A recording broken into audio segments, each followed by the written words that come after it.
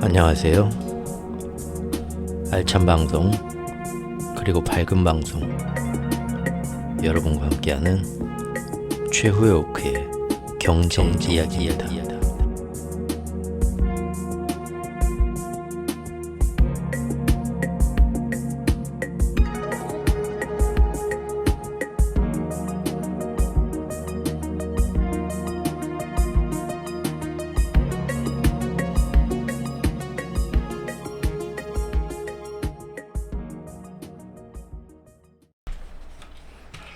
안녕하세요. 최오쿠입니다. 네. 오늘은 비트코인 얘기를 오랜만에 한번 해보려고 합니다. 어제 파월이 하원 청문회에 등장해서 이번에도 금리 인상 여전히 2% 목표 물가를 잡기 위해서 자기는 계속 해야 될 것처럼 저번 주에 했던 얘기를 또 했는데 재밌었던 건 갑자기 어제 비트코인이 3만 불을 뚫어버렸죠. 다시. 왜 그런가 했더니 여러 가지 일이 있었는데 결정적인 게 바로 어제 하원 청문회에서 파월한테 비트코인에 대해서 뭔가 질문을 했을 때 파월이 그랬죠. 자기가 보니까 비트코인이 뭔가 화폐로서의 역할을 좀 하는 것 같다. 그 말을 했어요. 물론 이제 그 뒤에 따라오는 다른 말이 있었지만 사람들은 듣고 싶은 것만 들으니까 그 말에 반짝했죠. 연준 의장이 비트코인에 대해서 비트코인이 화폐 가치로서 역할을 하는 것 같다라고 말을 했어. 잠깐 내 뒷말 좀 들어봐봐 했는데 듣지도 않고 뛰쳐나갔겠죠 다들? 이야 하고는 들었냐 하고 사방에 이제 이 복음을 전파하러 나갔겠죠. 비트코인이 빵 뚫었습니다. 비트코인에 대해서는 저는 이제 작년부터 꾸준히 1년 넘게 간혹 별로 안 좋은 그 비트코인을 좋아하시는 분들이 들으면 기분이 좀 나쁠 수도 있는 비관적인 견지를 계속 견해를 유지를 했었죠. 제가 가격이 떨어진다 올라간다 그걸 얘기하는 게 아니라 저는 이제 기축통화와 화폐 통화 생명주기 이런 거를 근간 뼈대로 삼아서 전체 경제의 흐름을 보고 있기 때문에 사실 지금 이번 코로나와 우크라이나 전쟁 이것도 이런 식으로 터질지는 몰랐지만 조만간 어떤 식으로든 세상에 충격이 오면서 다시 마지막 기축통화 패권을 가져가기 위한 어떤 의도된 일들이 오면서 자산시장을 뒤흔들 것이다 라고 사실 몇 년 전부터 개인적으로 준비를 하고 있었고요. 그래서 이제 개인적으로 이미 5, 6년 전부터 이제 은을 많이 모았던 거고요. 그리고 이제 시장에서도 빅테크의 재미를 보면서도 언제 빠져나갈까 항상 조심하고 있었던 거고요. 근데 제가 다 맞는다는 건 아니고요. 절대 제가 하는 얘기는 개인적인 의견이고 언제든 틀릴 수 있는 거기 때문에 저의 생각을 완전히 믿으시고 본인의 투자를 여기에 이렇게 따라가시거나 그러시면 안 됩니다. 그냥 재미로 봐주세요. 그리고 제가 하는 경제 이론이나 이 내용들이 어디 가서도 들을 수 없는 저번 시간에 얘기한 그 골드만삭스 그 다음에 예전에 얘기했던 실리콘밸리 은행 사태 터질 때 쭉 얘기 들어보면 상당히 그럴듯하고 재미있는 이런 시각들이 많죠. 오늘도 그 비트코인에 대한 저의 그런 개인적인 시각들을 다시 한번 또 몇 달 지났으니까 어떻게 진행되고 있나 한번 여러분들이 어디 가서도 들을 수 없는 얘기 또 제가 이렇게 잡혀갈 각오하고 얘기를 해보겠습니다. 그 뉴스들 보셨나요? UFO가 떴던데 보셨나요? 네, 어제 뉴스인데 콜롬비아에서 UFO가 경비행기 조종사가 비행기 타고 가다가 슉 지나가는 걸 아주 선명하게 촬영을 했습니다. 이거 거의 지금 여기 보시면 알겠지만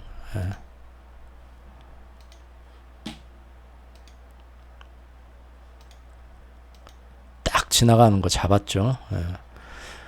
요거 지금 사실 그동안은 UFO에 대해서 저 어렸을 때만 해도 얘기하면 참 지금처럼 이렇게 좋게 봐주는 게 아니라 정신 나간 놈 취급을 했습니다. 아주 멋모르는 사람들이 정말 무식한 사람들이나 믿는 음모론으로 생각을 했었고요. 예. 그리고 실제 뭐 과학자들도 나와서 뭐 이렇게 UFO가 우리 외계인이 우리가 생각하는 것처럼 그렇게 이 전 넓은 우주에 그렇게 가까이 있지 않다. 어딘가에 있어도 이 지구하고 겹칠 일이 없는 아주 먼 데 있을 확률이 더 높다. 서로가 있는지도 모르고 그런 얘기도 많이 했었는데 작년부터는 미국 나사와 국방부에서 UFO 존재를 인정하기 시작했습니다.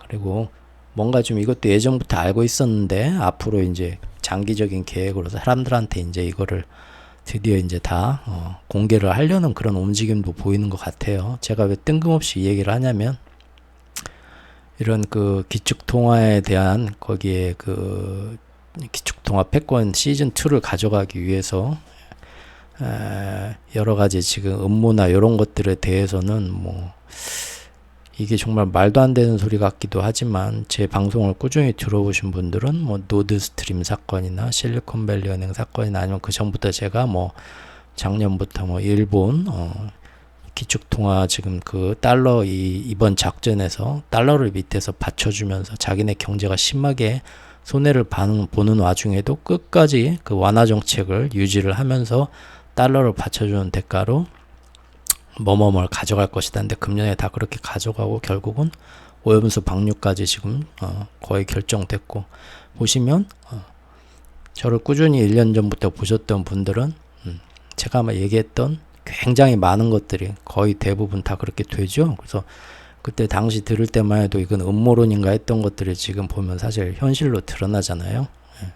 그래서 UFO 보여드린 것처럼 비트코인 문제에 대해서도 제가 항상 처음부터 그 유지해왔던 제 견해, 이것은 기축통화에 반발하는 혁명적인 이 민간 암호화폐를 시중에 정착시키고 인정하는 순간 중앙정부에서 기축통화를 가지고 전 세계인들을 경제적으로 예속시켜서 다스리는 지금의 시스템 체제는 무너지게 되어 있습니다. 그걸 그 사람들이 기득권이 그걸 그냥 용납해 줄 리가 없다고 저는 보기 때문에 이것도 장기적인 빈틈없는 계획으로 비트코인 죽이기는 알게 모르게 우리가 식사에다 독약을 날마다 조금씩 타서 먹이는 것처럼 아주 긴 호흡을 가지고 진행되고 있는데 그것이 이제 작년부터는 굉장히 그 호흡이 빨라졌고요. 금년에는 아주 노골적으로 변했는데 그걸 지금부터 살펴보겠습니다. 자, 어제 비트코인이 3만 달러치에 등극했습니다. 차트 한번 볼까요? 야, 이거 보십시오. 이거 예전에 제가 이제 여기 저는 31,793달러, 31,800달러를 사실은 3만 달러가 아니라 요거를 이제 중요한 기술적인 어떤 지붕으로 보는데 어떤 3만 달러 이제 막 넘어간다 할 때 여기서부터 이제 사람들이 많이 사다가 산 건 좋았죠. 근데 이제 이때부터 갑자기 거래량이 확 줄어들기 시작합니다. 그러죠? 이때만 많이 사고 결국 이때 여기서 여기 가는 동안 결국은 뭡니까? 손바뀜 굉장히 많이 일어났다는 거예요. 그러고 나서부터는 여기서부터는 아무리 오른다 노래를 불러도 이때 손바뀌어 들어간 사람 말고는 안 들어오고 있다는 겁니다. 그것도 이따 살펴보겠습니다. 예. 그래서 결국은 여기서 시름시름 빠지는데 이게 지금 예전에 제가 여러 가지 기술적인 그 중요한 선으로 저는 이제 뭐 기술 차트 뭐 분석가는 아니지만 그냥 제가 재미로 이렇게 보는 것들인데 여러 개 그셔놨었는데 그때 25,233달러에 저는 비트코인 하나도 없어요. 재미로 보는 겁니다. 호기심으로 톡 갔다가 여기서 한번 좀 지지받다가 방향을 정하겠지 했는데 이렇게 받다가 며칠 전부터 한 4, 5일 전부터 얘가 3, 4일 전부터 미쳐 날뛰기 시작합니다. 그러더니 바로 저번 정고점 딱 저기 보이시죠? 여기 저번 정고점 뚫으려다 못 뚫고 지금 그 위에까지 턱이 차올랐어요. 3만 달러는 어차피 지금 넘었습니다. 3만 121달러네요 지금. 예. 무슨 일이 있었을까요? 예. 들썩이는 비트코인 3만 달러 돌파. 아까 얘기한 것처럼 파월이 한 얘기 때문에 파월이 얘기하기 전에 이 차트에서 보면 3, 4일 전부터 갑자기 장대 양봉으로 불을 뿜기 시작하죠. 무슨 일이 있었냐면 바로 세계 1위의 자산 규모를 가졌다는 투자은행 블랙록이라는 회사가 미국 증권거래위원회에 비트코인 현물 ETF를 자기들이 만들어서 다루겠다고 신청서를 냈습니다. 상장해달라고.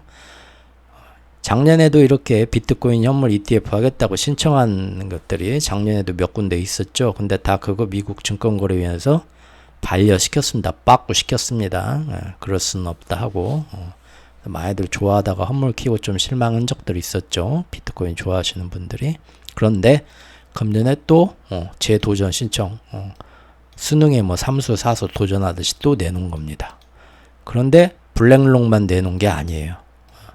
또 다른 자산운용사 뭐 위즈덤트리, 인베스코 요런 애들도 얘네들 작년에 신청했다가 물먹은 애들인데 이번에 재수 3수 블랙록이 하는 거 보고 같이 재신청했습니다.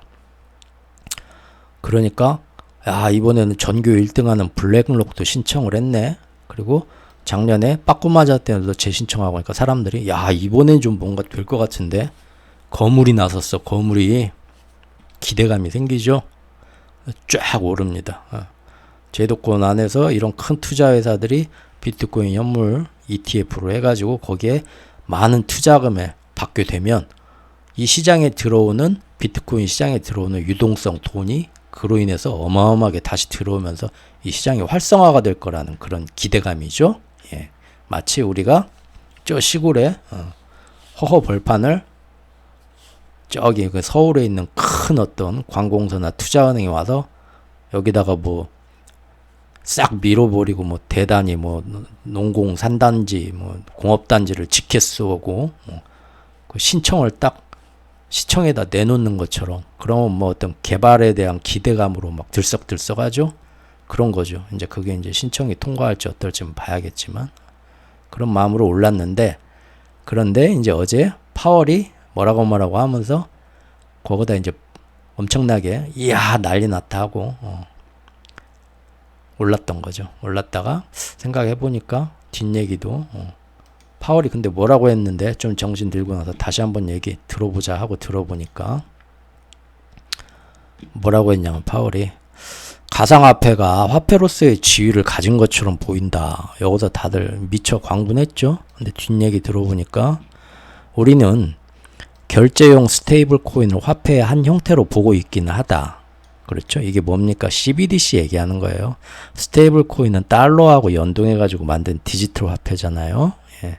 근데 지금 중앙정부에서 발행하는 CBDC란 건 뭐냐면 영어로 얘기하면 센트럴 뱅크 중앙은행에서 발행하는 디지털 커런시, 디지털 화폐를 얘기합니다. 즉 민간에서 발행한 비트코인이나 알트코인 말고요. 중앙은행에서 달러 1달러에 비트코인 얼마 그런 식으로 연동해서 이 종이에서 찍어내는 게 아니라 이제 여러분들이 이런 스마트 기기나 이런 결제 기기로 인해서 새롭게 쓸 수 있는 화폐 형태죠. 언제까지 우리가 이제 옛날 사람처럼 동전이나 지폐를 쓸 거야. 컴퓨터 시대에 그런 거죠. 디지털로 이제 가겠다 이거죠. 그러니까 사실상 스테이블 코인, 가상화폐가 화폐로서의 지위를 가진 것처럼 보이는데 모든 가상화폐를 다 얘기한 게 아니라 자기가 볼 때는 그 안에 스테이블 코인은 괜찮아 쓸만해. 이거는 파월이 확실히 전향한 거죠. 그 전까지는 옐런까지는 얘기했어도 파월은 웬만하면은 암호화폐에 대해서 말을 안 했습니다. 일부러 말을 안 하고 아끼고 있었는데 이 얘기를 한 것이 슬슬 지금 때가 무르익었다는 거죠. 파월 말은 스테이블 코인에 기초한 CBDC를 자기가 인정하기 시작했다는 걸 얘기하고 싶었겠죠. 그러나 어쨌든 이제 사람들은 거기엔 집중을 안 했어요. 그래서 다만 그는 또 뒤에 사족을 붙였죠. 모든 선진국에서 화폐에 대한 신뢰의 원천은 그 나라의 중앙은행이다. 우리는 중앙은행과 연방정부가 강력한 역할을 하는 것이 적절하다고 본다. 이게 뭔 얘기입니까? 스테이블 코인은 화폐 역할을 할 수 있을 것 같아. 그런데 그 스테이블 코인도 반드시 중앙은행과 연방정부에서 내놓은 것이야만 해. 결국 CBDC가 마음에 든다. 그 얘기를 우회적으로 하는데 지금까지 파월은 CBDC에 대해서 그렇게 썩 떨떠름한 왜 그런지 모르겠다면 어떤 전술적인 측면에서 그랬던 것 같은데 다른 나라의 은행장들하고 틀리게 미국은 왜냐하면은 지금 달러가 기축통화이기 때문에 굳이 여기서 기축통화 잘 나가고 있는데 함부로 CBDC로 넘어가야 된다고 먼저 앞에 나서가지고 괜히 잘 나가는 달러에 충격을 줄 이유가 없습니다. 끝까지 자기들은 버티고 전 세계가 다 넘어간다 할 때 자기들도 슬쩍 끼면 되지 먼저 나서봤자 자기들은 좋을 게 이득 볼 게 하나도 없어요. 지금 자기가 뭐 가장 큰 기축통화의 기득권을 달러가 갖고 있는데 뭐하러 여기다가 괜히 손댑니까? 그러죠? 예. 그렇기 때문에 작년까지도 보면은 파월이 제일 늦게까지 CBDC에 대해서는 항상 말을 안 해요. 말을 아끼고. 그런데 이번에 저기 지금 갑자기 이제 나 CBDC 너무 좋은 것 같아. 자기 입으로 그렇게 갑자기 이렇게 사람이 바뀐 것처럼 말할 수는 없으니까 그 전까지 이제 시큼털털한 견해를 유지해 왔잖아요. 그런 입장을. 그러니까 적당히 이제 애둘러서 말한 거예요. 스테이블 코인은 괜찮은 것 같아. 자기가 보니까 이거는 좀 다른 말도 안 되는 저기 시바 코인, 도지 코인 그런 X 같은 것들 말고 우리 미국의 달러하고 연동돼서 되는 스테이블 코인은 정말 맘먹고 써먹겠다면 그것도 화폐 역할은 할 수 있을 것 같아. 인정해 준 거죠. 다만 그거는 누가 발행해야 된다? 중앙정부와 연방은행이 발행하는 즉 페드 자기네 연준이 발행하는 디지털 달러 CBDC 차마 자기 입으로 그게 좋다 말은 못하는데 그것도 좀 괜찮은 것 같은데 하고 돌려서 말한 건데 사람들이 지금 블랙록부터 해갖고 3, 4일 전부터 지금 막 이렇게 ETF 상장하는데 들썩들썩 하는데 파월이 이제 앞에 딱 그 얘기 하니까 이제 뒷말은 듣지도 않고 어제 방 떴던 거죠. 네. 대형 투자은행들의 비트코인 현물 ETF 신청 러쉬들이 다시 한번 이어지고 있다는 겁니다. 거기에 결정적으로 제롬 파월 연준 의장이 어제 하원 청문회에서 비트코인 즉 가상화폐가 화폐로서의 지위를 가진 것처럼 보인다는 발언이 본격적으로 불을 지핀 거죠. 근데 잘 해석해보면 그 말이 아닌데 그런데 더구나 지금 보십시오. 비트코인 주가만 봐도 주가라고 해야 되나요 이거를? 사실 금년 들어서 바닥을 다지고 올라오는 모습 때문에 비트코인은 금년 초부터 사실 이제 진짜 찐바닥 다지고 올라온다. 다시 올라갈 일만 남았다 해서 여러 차례 다시 예전의 영광을 되찾게 될 거라는 아주 희망적이고 긍정적인 의견들도 연초부터 많이 있었습니다. 이 차트 한번 보시죠. 이게 언제입니까? 지금 작년 11월 중순부터 떨어져 갖고 해서 발발발발발 언제까지? 12월 말까지 정확히 12월 말까지 하다가요. 새해 되면서부터 쭉 올라왔다가 쉬었다 올라왔다 쉬었다 하면서요. 이평선들도 50일, 100일, 50일, 100일, 200일 선이 다 지금 정배열 하면서요. 물론 저번에 꺾고 내려오면서 여기서 살짝 이거 다시 이제 꺾이긴 했지만 올라가는 게 이렇게 딱딱 치면서 다시 또 올라가는 게 대충 보면은 제대로 잘 올라가고 있는 것처럼 보이죠. 실제 예전 기사들을 봐도 금년도 3월 달에도 기사가 이런 기사가 나왔었죠. 글로벌 은행들의 위기가 오히려 비트코인 가격을 올해 최고치로 밀어올렸다. 시장에서는 이때 본격적인 상승장이 드디어 시작됐다 이런 전망까지 했었다 이겁니다. 또 작년부터 기축통화 여기 지금 패권이 이제는 미국이 망하게 되니까 금, 은 사고 그 다음에 또 비트코인도 사고 몇 개 찍어서 꼭 사라고 주장했던 분이 있죠. 로버트 기요사키 부자 아빠 가난한 아빠. 저도 이분 책을 젊었을 적에 읽고 처음부터 금융 쪽에 눈을 뜨게 됐었는데요. 지금도 눈은 감고 있습니다. 죄송합니다. 제가 괜히 또 그런데 이 기요사키가 비트코인은 사라고 작년에 하더니 그 사람 말 듣고 샀으면 작년 말까지 어마어마하게 손해봤었죠.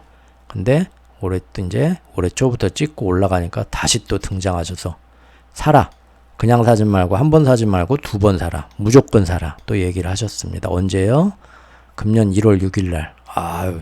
그때 금년 1월 6일 날 이게 지금 슬슬슬슬 막 오르는 거를 딱 아신 거죠, 이분이. 이거 딱 지금 51선 위로 딱 올라타자마자 이제 여러 가지 거시경제 매크로 상황도 보면서 타야 돼. 제대로 딱 집었네요. 무조건 사라고 하셨습니다. 그때도. 금과 은 비트코인 매수하라. 그런데 다만 알트코인은 사지 마라. 요거는 증권으로 분류돼서 금년에 이제 규제를 받아서 사라질 것 같다. 비트코인만 사라. 쓸데없는 건 버리고. 그렇게 좀 말을 바꾸긴 하셨습니다. 금년에. 예.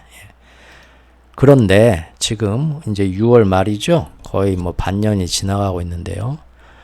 어떻게 됐느냐? 물밑의 거래량들을 살펴보면요. 아직은 진정한 반등이라 주장하기는 좀 힘들 것 같습니다.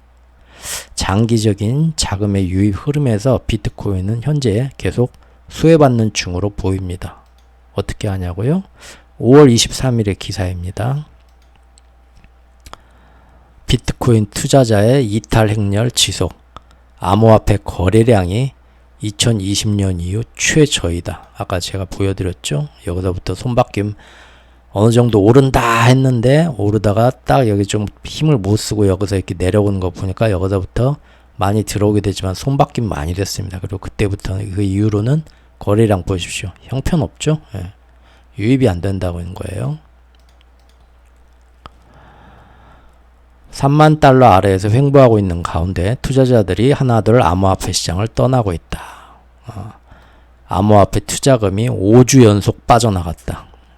암호화폐 거래량도 2020년 말 이후 최저 수준까지 떨어졌다라고 이런 기사가 5월 말에 한번 있었고요. 한 달 전에. 그리고 지금 비트코인이 이렇게 금년에 회복했으면 사람들이 돈이 더 들어왔을까요?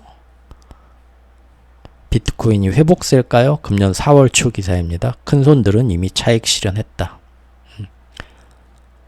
라고 나옵니다. 예. 올해 발생한 대규모 비트코인 거래 5건이 모두 지난달 3, 4월 달에 발생했는데 이 거래 내역을 분석해 보니까 비트코인을 10개에서 1만 개 사이 보유한 큰손들이 점점 줄어들고 있다. 큰손들도 털고 나간다는 얘기입니다. 즉 큰손들이 이렇게 시장이 올라가는 와중에 이제부터 반등 시작이다. 로버트 기요사키가 발음 잘해야겠네. 기요사키가 아니고요. 기요사키 씨가 사라, 2번 사라, 꼭 사라 얘기를 하는데도 비트코인을 예전부터 갖고 있던 큰손들, 아주 많이 갖고 있던 큰손들은 아주 예전에 비트코인이 완전 껌값일 때 비트코인이 이렇게 될 줄도 모르고 샀던 사람들이죠. 10년 전에 산 것도 아니고 그냥 하드디스크에 보관하고 있던 사람도 있고요. 예. 그런 사람들은 지금 여기서 팔아도 억만장자입니다. 그렇죠?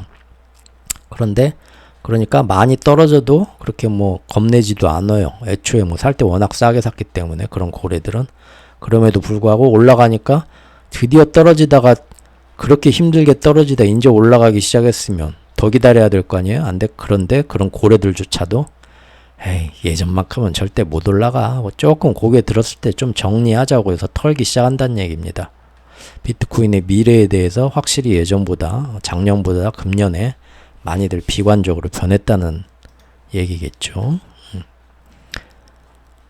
대규모 거래자들은 지속적으로 감소하고 있다라는 거고요. 이것도 금년 3월 초 기사인데요. 뭐 이런 기사도 있었고요. 결국은 웬만해서는 잃을 것이 없는 고래들조차도 예전에 정고점 탈환에 대해서는 비관적으로 보고 있고요. 현재 동시에 금년 상반기에 이렇게 멋있게 반등했는데도 오히려 아까 본 거래량이나 유동성이나 큰손 고래들의 손 터는 걸 보면은 이 반등이 이대로 이어지지 못하리라고 내부자들은 생각하고 있다 이겁니다. 예. 로빈후드 미국의 어떤 키움증권이죠. 미국의 키움증권 로빈후드에서 지난달 5월 달에 암호화폐 거래량은 전년비 68%, 70% 가까이 급감했다라는 기사입니다. 그러니까 지금 어제 요 며칠 사이에 비트코인이 3만 달러 올랐지만 전체적인 거래량이나 시장의 거시적인 큰 흐름, 자금의 흐름 같은 걸 봤을 때는 그냥 큰 변화가 없이 계속적으로 금년 초부터 꾸준히 3만 불까지가 한계였고 그 이후로는 큰 어떤 변화가 없다라는 겁니다.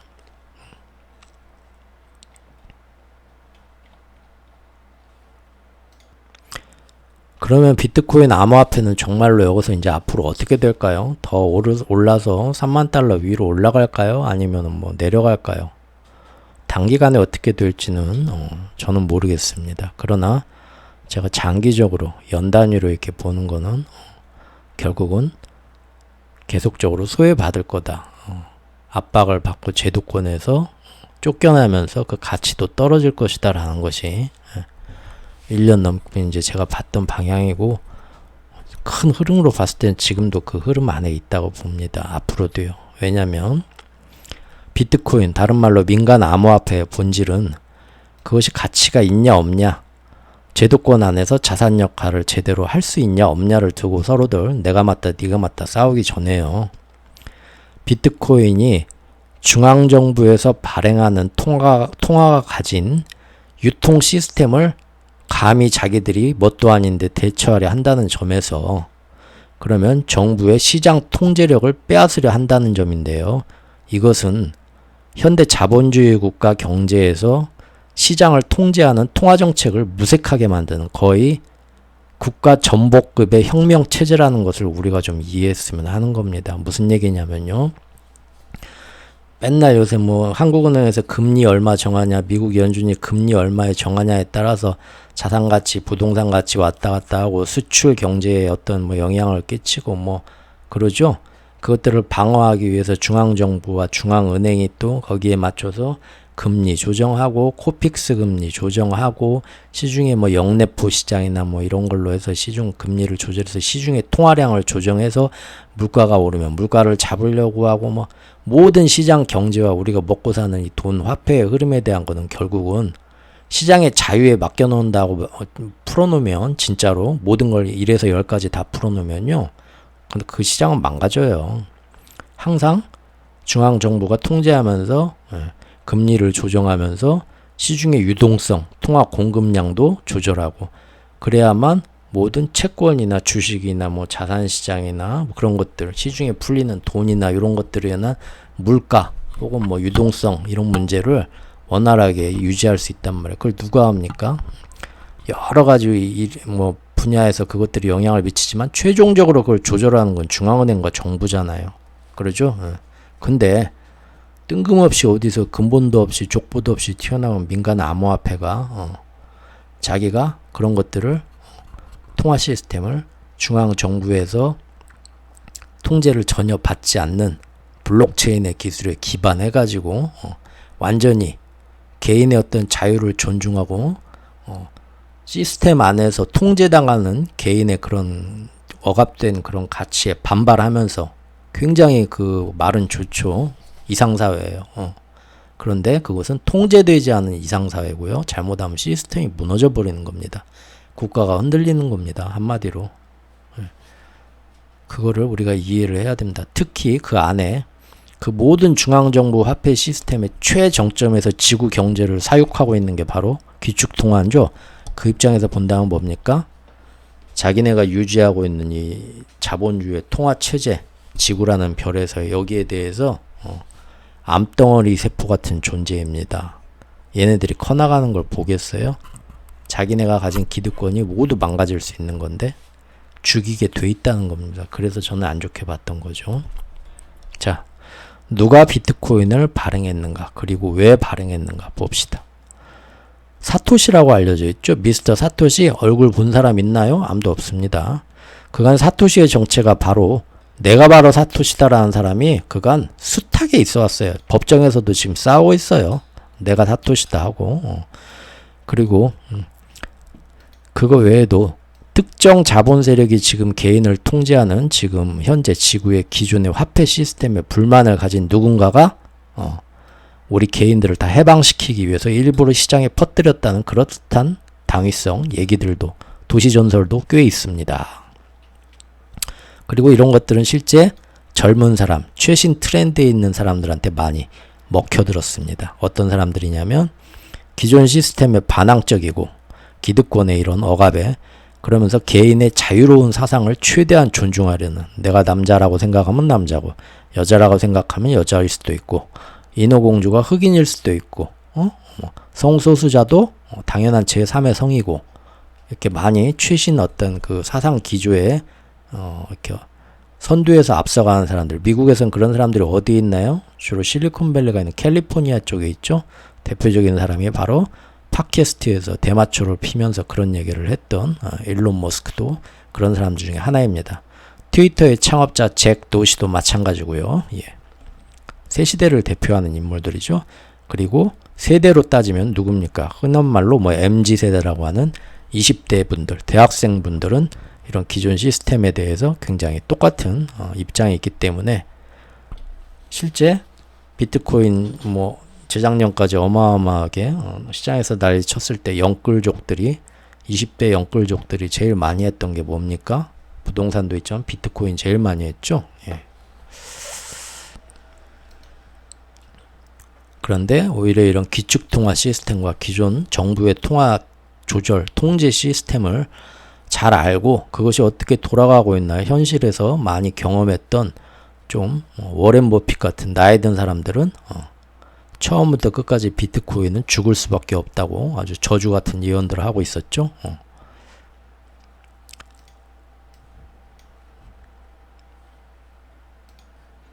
자, 이게 잭 도시입니다. 잭 도시 씨도 처음 트위터 해가지고 대박 나가지고 나올 때는 사람이 멀끔하게 생겼는데 점점 언제부턴가 기존 어떤 정부와 중앙 정부와 어떤 화폐를 통제하고 있는 기존 시스템에 대해서 독서를 퍼부으면서 암호화폐를 옹호하면서 새로운 시대로 새 혁명의 시대로 나아가야 한다는 그런 어떤 좀 히피족 같은 그런 어떤 뭐라고 할까요? 뭐 영적 지도자 같은 발언들을 갑자기 막 하기 시작하더니 머리도 빡빡 밀고 수염도 이렇게 길면서 정말로 사람이 좀 외모도 바뀌기 시작하더라고요.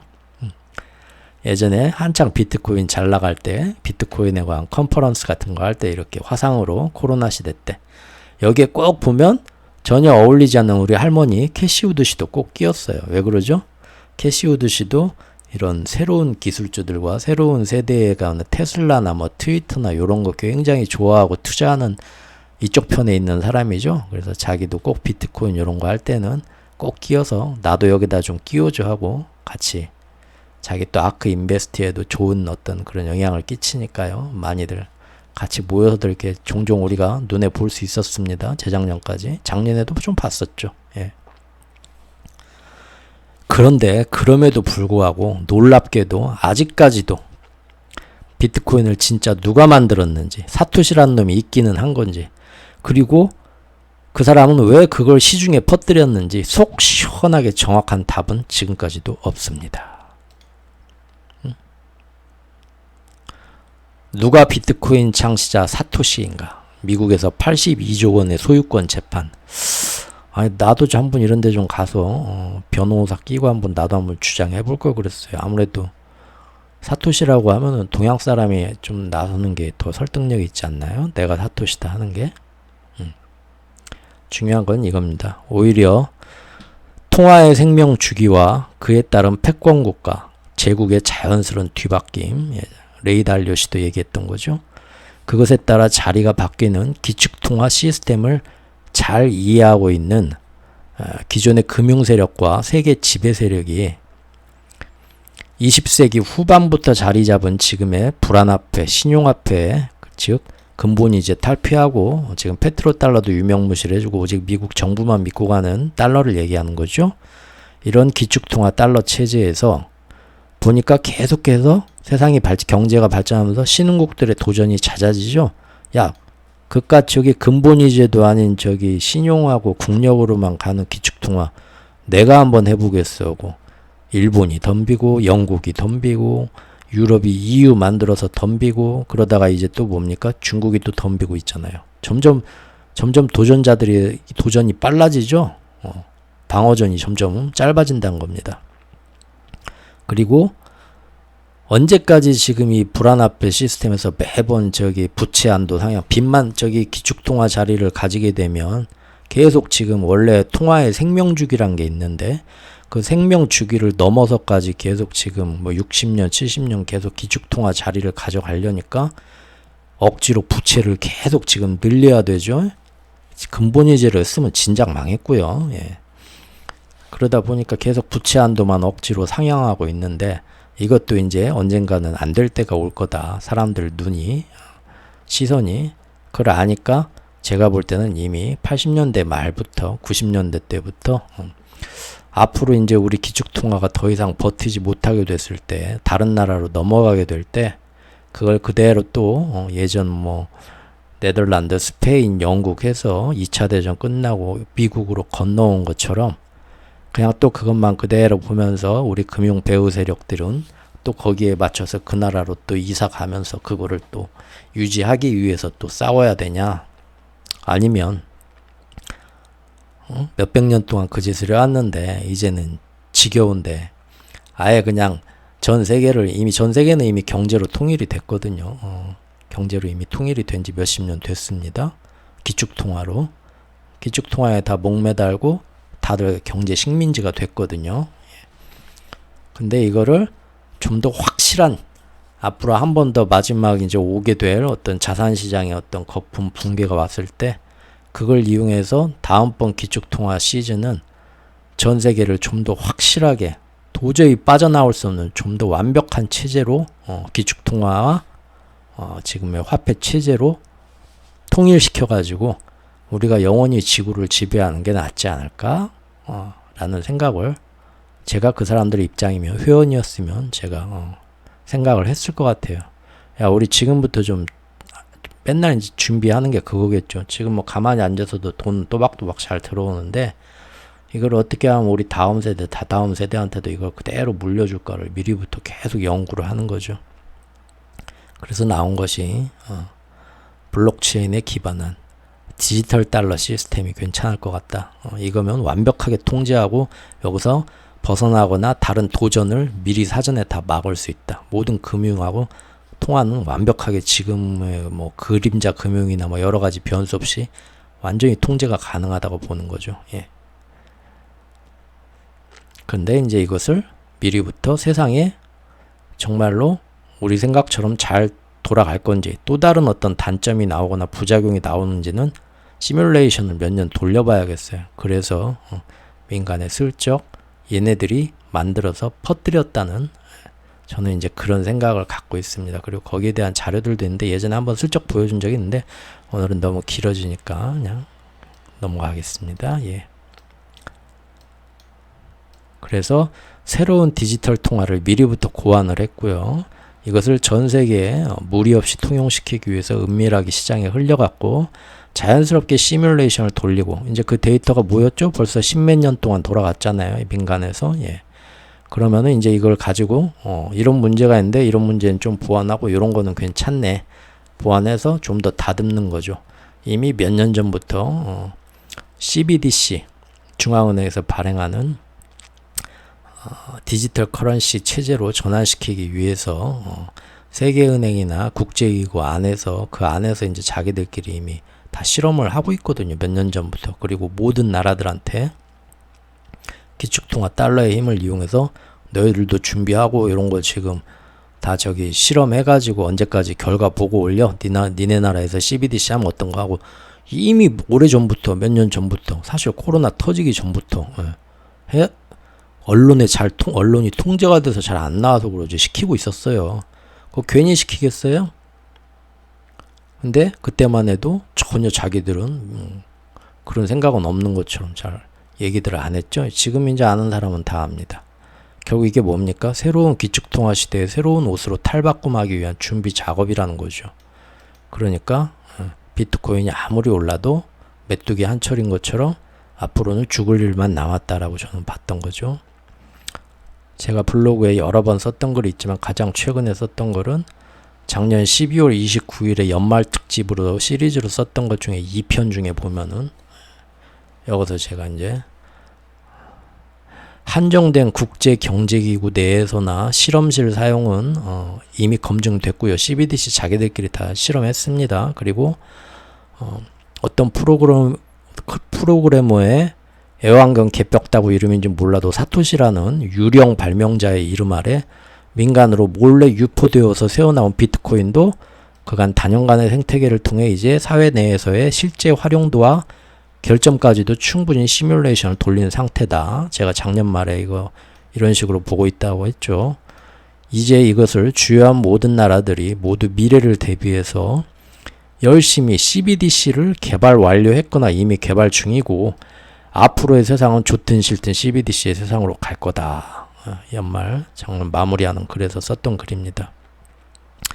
이런 관점을 그냥 뭐 음모론으로만 웃어 넘겨야 할까요? 요거 6월 20일 이틀 전 기사를 제가 하나 가져왔습니다. 데일리 호들에 따르면 골드만삭스 출신의 유명 매크로 투자자이자 리얼 버전의 최고 경영자인 라울 팔이라는 분은 이분 예전에 골드만삭스에서 제법 이름께나 날렸던 사람인데 거기서 이제 나와가지고 자기만의 어떤 회사를 차린 사람이죠. 이 사람이 뭐라고 했냐면 최근 인터뷰에서 그 전까지는 자기도 말 안 했는지는 좀 골드만삭스에서 나오고 이제 좀 운신이 자유로워졌겠죠. 발언이 좀 자유롭게 자기 마음대로 할 수 있겠죠. 뭐라고 했냐면 익명의 비트코인 발명가이자 창시자라는 사토시 나카모토의 정체는 내가 볼 때 미국과 영국 정부인 것 같다라고 폭탄 발언을 한다. 사실 폭탄 발언은 아니고 저처럼 이렇게 의심하고 있던 세계의 많은 사람들은 이미 다 이거 뭐라고 해야 되나요? 기축통화 패권의 어떤 흐름을 저처럼 보고 있던 사람들이 볼 때는 당연한 얘기겠죠. 그런 얘기를 이 사람이 합니다. 이와 관련해서 그는 서방 국가들이 글로벌 통화 지배력이 약화되는 미래의 위협에 대응하기 위해 제가 아까 한 얘기죠. 80년대 90년대부터 그때부터 이 사람은 아주 구체적으로 그쪽에 좀 가까운 데 살아서 그런지 이런 얘기도 한다. 미국의 국가안전보장국 국정원이죠. 미국의 나스하고 영국의 정보통신부 등이 정보기관들이 자기들이 비트코인을 만들어냈을 수 있다. 그리고 그 비트코인이 2008년 금융위기 때의 세상에 튀어나온 것과 딱 그때부터 2008년 금융위기 이후로 달러가 앞으로 점점 더 이제 마지막 생명주기에 왔구나.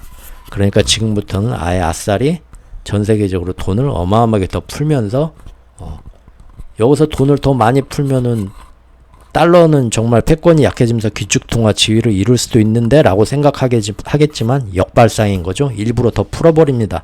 전 세계 다 모아놓고 우리가 살려면 양적완화 할 수밖에 없다 해가지고 2008년부터 돈을 지구 역사상 지금까지 10몇 년 동안 14년 15년 동안 가장 많이 풀었죠. 미국만 푼 게 아니라 유럽도 풀고 일본도 풀고 다 풀었습니다. 예. 그러면서 달러를 그렇게 갖다 푸니까 기축통화도 저기 약해지는 거 아니야 했는데 괜찮았죠. 가장 강력한 기축통화의 경쟁국인 유로화, 엔화도 같이 풀었거든요. 그때 이제 중국도 어마어마하게 풀어서 다 같이 풀었습니다. 웬만한 돈 있는 나라들은 다. 예.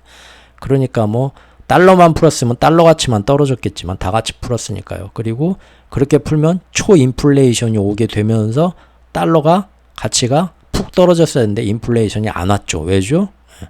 80년대 90년대부터 세계화 무역을 가장 먼저 앞서서 주도했던 게 미국 아닙니까? 그러죠? 그래가지고 그 세계화 무역 경제 시스템 안에서는 그렇게 많이 돈을 풀어도 생각만큼 인플레가 안 오르거든요. 효율적인 그 무역 체제니까요. 예. 그래서 그것이 나중에 뭡니까?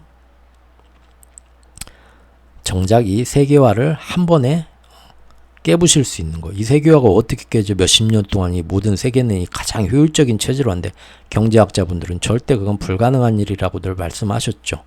근데 불가능을 가능케 하는 게 사람의 의지잖아요. 결국은 정말로 왜 그런지는 모르겠는데 까마귀 날자 배 떨어지는 식으로 팬데믹이 발생하고 우크라이나 전쟁이 터지면서 전 세계가 다시 한번 눈 깜짝할 사이에 1년 2년 만에 신냉전 기조로 가면서 절대 지금 무역 세계화 사회에서 산업의 디커플링과 자본의 디커플링은 다시 일어날 수 없다. 그러면은 그 나라는 망한다. 라고들 얘기들을 하셨지만 결국은 그 일이 지금 일어나고 있는 겁니다. 그리고 그 와중에 뭡니까? 비트코인은 바로 이런 때를 대비해서 다음번 자산시장의 리셋과 다음번 기축통화 다시는 이제 도전받지 않고 완벽하게 지구를 지배할 수 있는 좀 더 진화된 통화 체제로서 미리부터 준비되어서 나왔을 거다 하는데 갑자기 이분 저 몰라요. 이분 라울 파랄이라는 분 저 카톡 친구도 아니고 어디 사는 누군지도 모릅니다. 이분도 저를 당연히 모르고요. 지구 반대쪽에 사는데 똑같은 얘기를 이분이 지금 5월 23일에 했다는 겁니다. 이 사람도 자기가 생각해보니까 저보다 더 많이 아는 분이겠죠? 골드만삭스에서 직접 그 안에서 일을 하면서 금융세계의 이면을 누구보다도 많이 알고 있는 분인데 이분이 지금 제 생각과 똑같은 얘기를 얼마 전에 이틀 전에 했다는 겁니다. 이걸 그냥 우연으로 봐야 될까요? 단순히 음모론으로 봐야 될까요? 예. 그 얘기를 하고 싶었습니다. 그래서 여러분이 기축통화라는 것을 제대로 이해하고 있다면 제가 볼 때는 뭐 유튜브나 뭐 아니면 뭐 저는 유튜브밖에 안 보니까요. 공영방송 잘 안 봐서 거기 보면 경제 전문가 교수님들 그런 분들 다 나와갖고 가끔 이제 달러 패권 요새 얘기하면서 기축통화 얘기하는데 그렇게 속 시원하게 기축통화에 대해서 제대로 확실하게 말해주는 분은 아직 못 본 것 같아요. 그분들도 막 수박 이런 얘기는 너무 건방져 보이니까 함부로 할 얘기는 아닌데 어쨌든 저와 알게 되신 분들은 이 기축통화라는 것에 대해서 예전에 제가 블로그에 쓴 왕추천글 있죠. 꼭 한번 조금 어렵지만 반드시 알아야 된다고 제가 왕추천 꼭 좀 늘 알으시라 한 것이 거기에 보면은 통화의 생명주기와 기축통화가 나오죠. 그걸 보면 우리가 왜 노예이고 그들의 노예이고 지구가 왜 그들의 지배하에 이미 놓여 있는가 경제적으로 이해할 수 있고요. 거기에 그거를 계속 유지해 나가기 위해서 세계는 이미 정복되었고 그 정복한 세계를 계속 유지해 나가기 위해서 그들이 모든 국제 정세와 외교와 전쟁까지도 모두 다 자기들의 계획대로 드라이빙 해 나가고 있다고 하나둘 보이기 시작하실 겁니다. 예. 결국은 그래서 미국 정부와 금융 세력의 비트코인 죽이기는 미리부터 예견된 필연적인 코스였다 이겁니다. 아까도 말씀드린 것처럼 당장 달러 패권을 가지고 있는 미국으로서는 굳이 급하게 암호화폐로 전환할 필요가 없습니다. 그래서 미국이 제일 비트코인에 대한 대응이 늦었죠. 작년까지. 투자자들은 이러한 움직임을 작년까지는 어떻게 해석했냐면 역시 비트코인이 자체적으로 보통이 아니기 때문에 시장을 착착 알아서 장악해 나가는 거구나. 이거는 뭔가 틀려 라고 믿었고요. 결과적으로 그렇게 미국 당국이 비트코인에 대해서 별다른 어떤 신경을 안 쓰고 놔둬버리니까 비트코인은 민간 암호화폐 시장을 아무 규제 없이 웃자라게 만들었죠. 누가 감독하고 관리하고 그 안에서 어떤 금융 시장에 맞춰서 어떤 식으로 뭐 회사가 경영되고 자본이 통제되고 있는가에 대해서 들여다보거나 거기에 대해서 시비 거는 사람도 없었어요. 그냥 알아서 지금 그게 관리되고 유지돼도 전혀 손을 일부러 안 댄 거죠. 그리고는 결국 이건 어떤 결과가 왔습니까? 나중에 당국에 대해서 민간 암호화폐 단점과 부작용을 부각시키게 됐죠. 그러면서 억압하기 좋은 구실만 만들어줬습니다. 작년부터 이제 시작해보자 하고 작년 하반기부터 어떻게 됐습니까? FTX, 테라 권도영, 우리 빌황도 그러고 권도영도 그러고 우리가 동방의 나라 해가 제일 먼저 뜨는 나라라서 그런지 한국인들이 그때 이제 아케고스 사태도 그러고 권도영도 테라 사태도 그러고 제일 먼저 이제 기폭제를 터뜨립니다. 항상 그걸 시작으로 해서 FTX 사태 터지고요. 금년에 이제 바이낸스까지 다 터뜨리죠. 터뜨리면서 그 안에 보니까 세상에 지금 안에서 이렇게 말도 안 되게 무슨 정말로 뭔 초등학생들이 무슨 은행 운영하는 것처럼 말도 안 되게 이렇게 막 부패하고 온갖 불법과 비리와 정말 코웃음도 안 나오는 이런 방만하게 웃기게 경영이 되고 있었네. 자산이 집행되고 있었네. 그런 것들을 계속 까발려서 보여주고 있죠. 그때부터 사람들이 그래서 점점 야 비트코인 정말 저 정도였어? 실망이네. 라고 잘 모르는 사람들도 다 이제 그 정도는 알게 됐죠. 결국 일부러 방만하게 키운 감이 없잖아 있습니다. 니들 한번 하고 싶은 대로 마음껏 썩어봐. 나중에 다 까발려 갖고 보여줄 테니까 하는 거죠. 그래야 더 죽이기 쉬우니까요.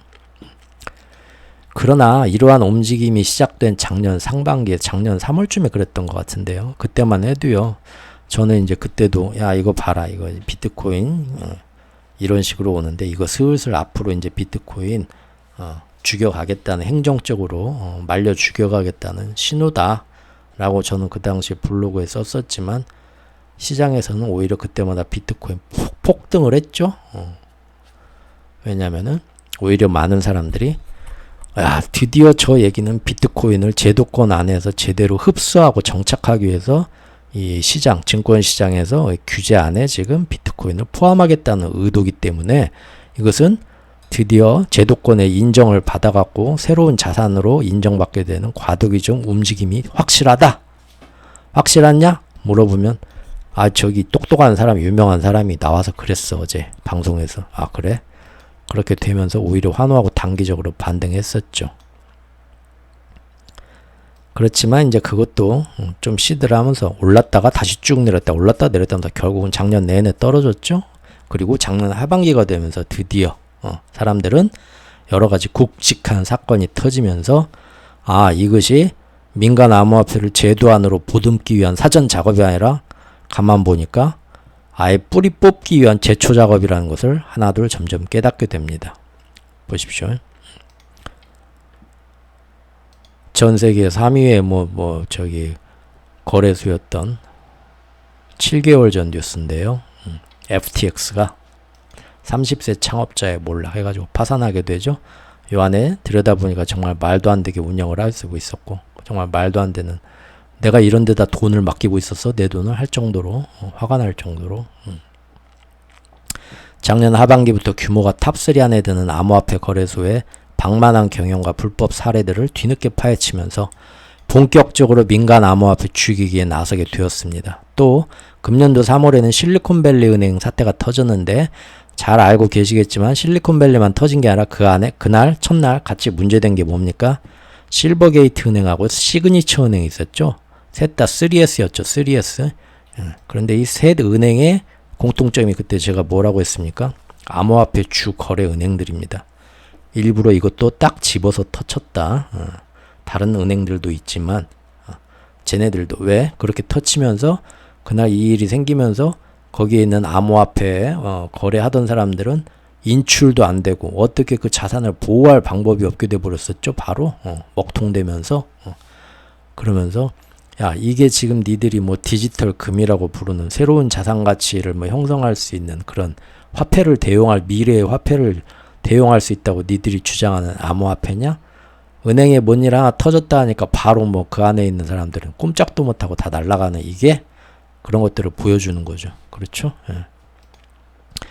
이 시그니처, 실버게이트, 실리콘밸리에서 암호화폐 인출이 불가해지고 가치가 흔들리면서 일반적인 금융 사건들에서조차 민간의 암호화폐가 얼마나 화폐 역할을 못하고 허약하게 쓰러지는가를 여과 없이 대중들한테 계속 보여줬죠. 작년부터 계속 보여준 겁니다. 이렇게 FTX부터 해가지고 테라 권도형부터 해서 일단 스테이블 코인부터 제일 먼저 죽인 거고요.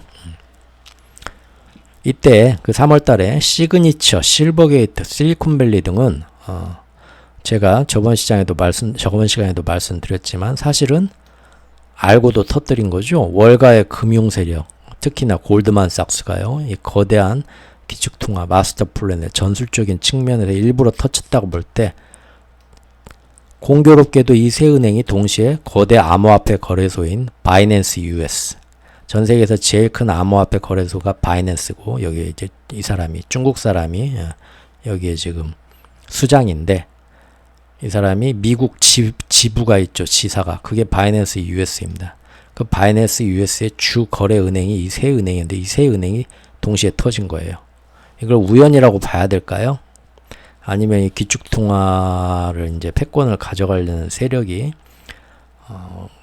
세계적인 어떤 국제 정세를 몰고 가는 데 있어서 미국에서 작은 중소은행들은 신용 어떤 그런 소방훈련의 뭐 그런 의도도 있고 해가지고 한번 터뜨려야 되는데, 어떤 놈들을 좀 터뜨려 볼까 적당한 놈들을 했을 때 콕 찍은 세 명이 특히 암호화폐와 관련된 민간 암호화폐의 가장 큰 주 거래 은행 세 군데였다는 게 참 우연은 아닌 것 같고요. 제가 볼 때는 딱 선택받았다고 보입니다. 바이낸스 US는 그동안 예치금을 실리콘밸리 은행이나 시그니처에 맡겨왔어요. 이것들이 이틀 사이에 각각 그때 3월 10일하고 12일에 각각 붕괴했었죠. 예. 바이낸스 US는 자산을 보관해줄 중개기관이 필요해야 합니다. 여기서 이제 뭐 임금이나 뭐 영업비용이나 고객들이 맡긴 돈 뭐 등등 구분해서 뭔가 해야 되는데, 여기에도 이제 은행을 끼고 있어야 돈을 보내고 옮기는 과정을 이제 거래소 혼자 얘네들이 뭘 다 하겠어요. 기존의 어떤 그 금융 시스템을 자기들한테도 이제 의존을 해야 되죠.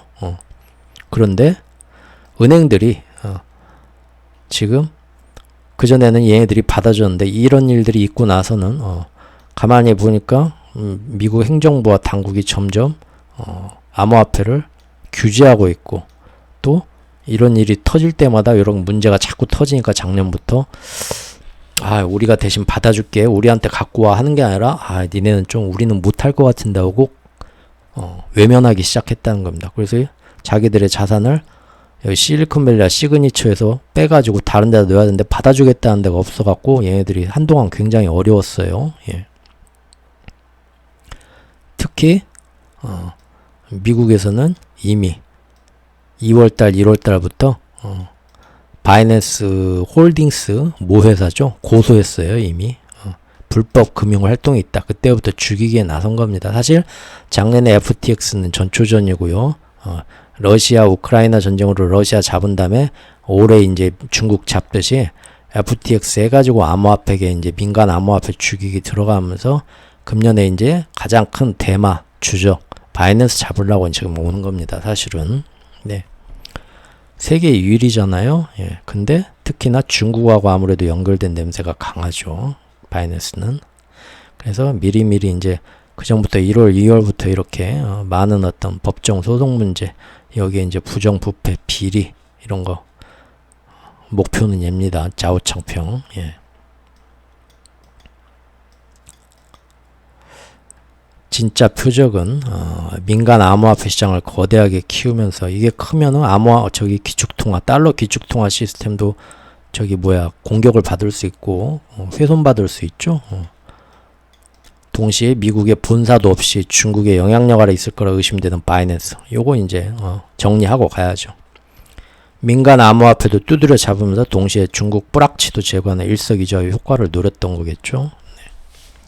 결국 암호화폐 업계는 이제 그동안은 전문은행, 아까 말한 실리콘밸리나 시그니처처럼 우리가 니네 맡아서 해줄게 하는 전문은행의 대출을 이용해서 영업활동을 해왔는데, 이제는 전부 다 알아서들 니네하고 이제 거래 못하겠어. 왜? 아무 문제 없는데. 지금 세상 돌아가는 꼴이 니들 아무래도 공격당할 것 같아 앞으로 하면서 지금 안 받아준다는 거죠. 그러니까 결국은 받아주는 데가 어딥니까? 스위스은행. 스위스는 전 세계의 그런 기존 은행에서 안 받아주는 거 다 받아주는 비밀은행이죠. 결국은 거기까지 요새 가고 있다는 겁니다. 하지만 우크라이나 전쟁 이후 스위스가 그간의 중립적인 색깔을 많이 벗어던지고 금융적인 면에서 미국에 어마어마하게 더 휘둘리게 된다. 지금은 꼼짝없이 미국말 들여야 되는 입장인 거 다 제가 그동안 국제정세에서 여러 번 얘기해왔던 거죠. 여기도 안전하지 못할 거란 얘기입니다. 다시 말해서 실리콘밸리 은행 사태가 일어났을 때 많은 사람들이 크게 주목하지는 않았었지만, 이것은 사실상 바이낸스 흔들기였습니다.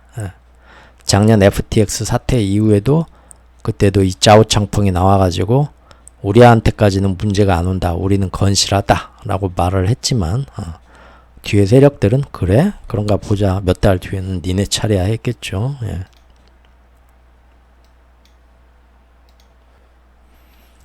결국은 이 바이낸스 죽이기가 이미 금년에 실리콘밸리 은행 사태 3월달에 터치면서 같이 양동작전으로 시작된 거죠. 그렇죠. 이 모든 걸 이제 기축통화의 어떤 패권 마스터 플랜의 일환으로 봐야 됩니다. 저라면 그렇게 하겠다 이거예요. 그리고 나오는 기사들이나 돌아가는 상황들 보면 상당히 그런 근거들을 이렇게 많이 뒷받침을 해주고 있다고 저는 보는 거고요. 예.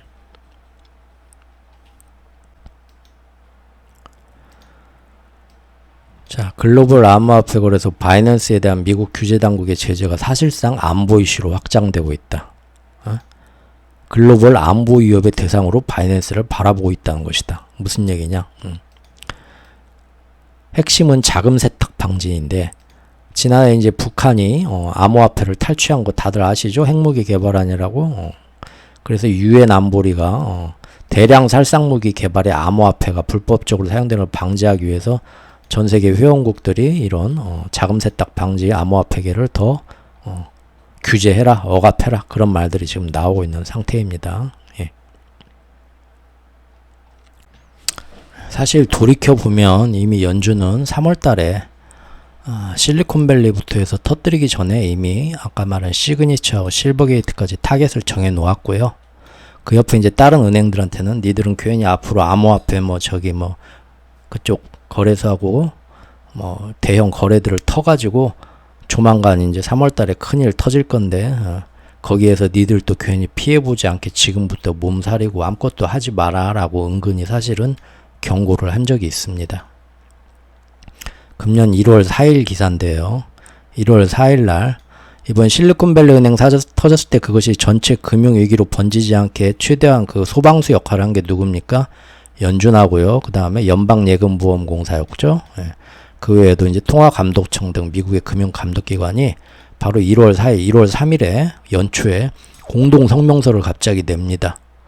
통제하거나 완화할 수 없는 암호화폐 관련 리스크가 은행 시스템으로 확산돼서는 안 된다. 니들 다른 은행, 기존에 이제 암호화폐하고 거래하고 있던 실리콘밸리나 다른 시그니처나 실버게이트 은행 어쩔 수 없다 쳐도 신규로 이게 좀 돈이 되니까 우리도 저기하고 좀 거래를 터볼까 하는 은행들은 그럴 생각 꿈도 꾸지 마라. 우리가 지금부터 여기에 대해서 금년 1월 3일 연초부터 2023년도부터는 요거에 대해서 굉장히 눈에 불을 켜고 요거 하겠다는 놈들은 다 끌고 와가지고 아주 못살게 굴 테니까 행정적으로 지금 경고한 거죠. 이게 뉴스가 있습니다. 이게 뭡니까? 예. 사실은 우연히 새 은행이 터진 게 아니죠. 예. 골드만삭스까지 해서 이제 거기 직접 들어가서 작업 친 거고요. 예. 한 번 더 말하자면 암호화폐 시장 죽이기는 아주 계획적으로 빈틈없이 이루어지는 기축통화 패권 CBDC로 가기 위한 장기 플랜 과정의 일부입니다. 기축통화 패권을 이어가기 위해서 암호화폐는 사실 그 패권에 도전하는 금하고 마찬가지로 자기들이 선물 시장을 통해서 치밀한 관리하에 통제를 하거나 그게 안 되면 아예 배척시켜서 소멸시키겠다는 겁니다. 근데 그리고 그간 십몇 년 동안 2008년 이후에 시중에 튀어나와가지고 시뮬레이션 열심히 잘 돌렸죠. 그것은 왜 그럽니까? 실제 시장에서의 활용성과 부작용, 부안점 등을 보기 위해서 그랬던 거죠. CBDC는 실험실에서 탄생하고 자기들 안에 국제기구 안에 있는 소규모 그룹에서만 실험적으로 몇 년 동안 돌려본 게 다잖아요. 그러니까 충분치 못하죠. 데이터가. 만약에 이러한 시뮬레이션 없이 추후에 바로 어느 날 갑자기 디지털 통화로 이제 대체를 해버리게 되면 그게 이제 실제 전 세계 이제 시장에서 통용되면서 뒤늦게 튀어나오게 될 부작용과 단점들이 사실은 기축통화에 치명적인 훼손을 끼칠 수도 있죠. 그러면 사람들이 뭐야 이거 괜히 지금 이 달러 역시 그렇지 않아도 예전부터 말이 안 된다고 이제 끝날 때 됐다고 생각했는데 디지털 달러라고 나온 거 보니까 완전 단점 투성이 엉망이네. 세계 경제가 얘네 때문에 지금 크게 손상됐어. 할 때 뭡니까? 다른 경쟁국에서 야 그 골치 아픈 거 쓰지 말고 이거 써봐. 이거 우리가 만든 건데 하고 갖다 주면서 그거 쓰게 되면 그것이 기축통화를 위협할 수도 있겠죠. 그러니까 미리 시중에서 시뮬레이션 싹 돌리고 보완할 거 보완한 다음에 이거 데이터를 가지고 전 세계에 통용되는 CBDC 체제 안에서 새로운 기축통화 달러, 디지털 달러를 가져가기 위해서 이제 써먹을 겁니다. 그러니까 민간 암호화폐는 이제 써먹을 만큼 써먹었고 이제는 뭡니까? 오히려 방해만 되니까 없어질 때가 됐다는 거죠. 그게 바로 작년에 재작년부터 팬데믹 터지고 돈 쫙 풀었다가 팬데믹이랑 우크라이나 전쟁으로 전 세계 공급망 딱 막으면서 중국을 이제 노리고 작업 들어가면서 전 세계를 신냉전으로 반으로 자르겠다 하면서 전 세계 어쩔 수 없는 고물가, 고환율, 고금리 시대로 가게 만들겠다. 그러면서 전 세계 자산시장에 버블을 터뜨리겠다 라는 움직임이 딱 나왔을 때 그때부터 민간 암호화폐는 죽을 수밖에 없는 운명이구나 했던 거죠. 자, 10여 년에 걸친 그런데 암호화폐 가치의 폭등은 왜냐하면 2008년도부터 지구 역사 이래로 가장 돈을 많이 푼 최근의 십몇 년이 가장 돈을 많이 풀었으니까요. 미국만 푸는 게 아니라 유럽도 풀고 엔화도 풀고 중국도 풀고 다 같이 모두 다 서로 경쟁적으로 풀었죠. 그래서 이 근본도 알 수 없고 족보도 알 수 없었고 아비가 누군지도 알 수 없는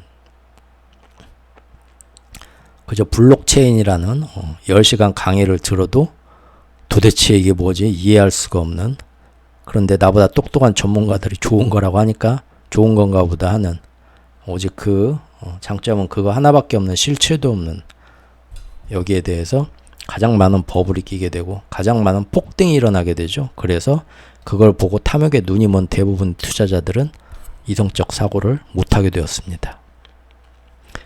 작년부터 이 SEC 위원장인 게리 겐슬러 이분이 지금 나와가지고 등판할 때마다 저는 겐슬러 위원장이 또 나와서 암호화폐가 어쩌고 뭐 ETF 신청했는데 내가 그거는 뭐 때문에 지금 좀 더 지켜봐요 이런 얘기 할 때마다 드디어 이제 제도권에서 민간 암호화폐 죽이기 위한 큰 흐름들이 저 사람한테서부터 시작되는구나 라고 블로그에도 몇 번씩 얘기를 했었지만 시장은 그때마다 오히려 제도권 내로 진입하기 위한 법적인 제도적 절차들이 이제 마련되는 것이니까 암호화폐는 오히려 호재다 라면서 단기적으로 더 상승했었습니다. 하지만 1년가량 지난 지금은 어떻습니까? 아직도 이 사람들의 행동이 비트코인의 제도권 진입에 호재가 되는 거라고 생각이 되시나요? 요즘 이 사람이 바이낸스도 고소했고요. 그 다음에 코인베이스도 고소했고요.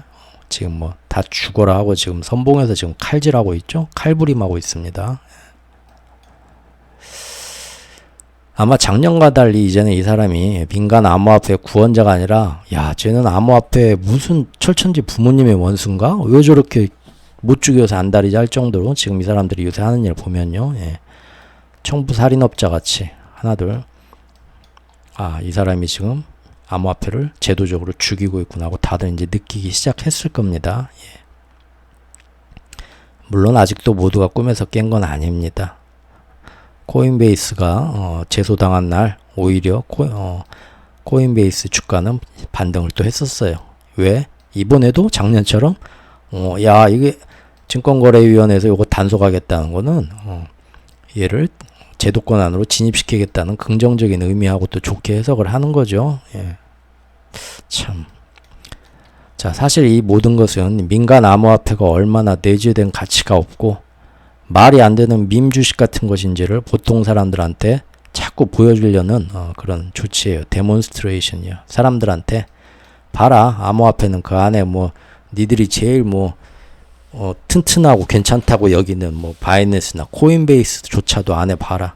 이런 식으로 말도 안 되게 운영되고 있고 이런 불법과 비리가 판치고 니들이 이런 데다 돈을 맡겨놓고 이것이 화폐 가치를 할 수 있다. 디지털 금이다. 니들이 그렇게 선전하던 실체가 이 정도라는 모습을 계속 까발려서 보여주는 겁니다. 그러면 사람들이 이런 기사들을 계속 접하게 되면서 금년에는 이제 많이들 생각이 바뀌었죠.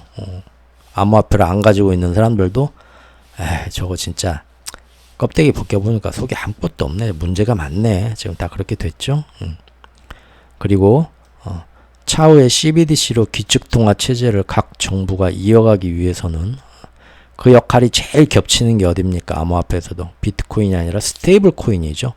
실물 자산 달러하고 연동되는 스테이블 코인이 이것이 지금 가장 눈에 걸리는 겁니다. 그래서 다른 나라 정부보다 가장 늦게 암호화폐 시장에 대응했던 미 행정부도 이 스테이블 코인에 대해서는 작년 초부터 옐런 장관이 직접 나와가지고 저거는 진짜 문제 있다. 맨날 툭하면 저건 이제 두고 봐. 저거 가만 안 놔둘 테니까 하고 살인 예고를 작년 초부터 쭉 해왔던 거 아시죠?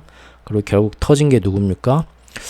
한국 사람들 은근히 미워하네. 아케고스 비랑 터뜨린 것처럼 권도영 문제부터 터뜨렸죠. 테라부터. 자, 그리고 또 최근에 이런 기사도 있습니다. 최근이 아니고 2월 초 기사예요. 제가 이것도 그때 스크랩 해놨던 건데, 스테이블 코인 이제 그 엿먹이기도 계속 꾸준히 진행되고 있죠. 여기 보면 전 세계적으로 아주 제일 큰 규모의 스테이블 코인이 뭐냐면 테더입니다. 테더. 근데 이 테더 홀딩스의 설립자 4명 가운데 3명이 뭐 하는 사람이냐? 아역 배우 출신, 뭐 기타 뭐 전혀 금융에 대해서는 문외한이고 인터넷 뱅킹도 제대로 할 줄 모르는, 과장하자면 아무것도 모르는 애들이 테더 설립자다. 처음에 그냥 테더 설립하는데 뭐 자네 뭐 우리 친구 데려다가 자네 뭐 우리 저기 법인에 이사 한번 해볼란가? 짜장면이나 먹게 한 달에 한 번씩 모여서 하고 갖다 놓는 것처럼 이런 사람들이 설립자라는 겁니다. 뿐만 아니라 스테이블 코인은 항상 그만큼에 바꿔줄 수 있는 테더, 달러 자산하고 연결이 돼야 되죠. 근데 그 거래량은 어마어마한데 보유 자산을 보면 이 스테이블 코인을 1대1로 뒷받침하는 달러는 그만큼 갖고 있지도 않다.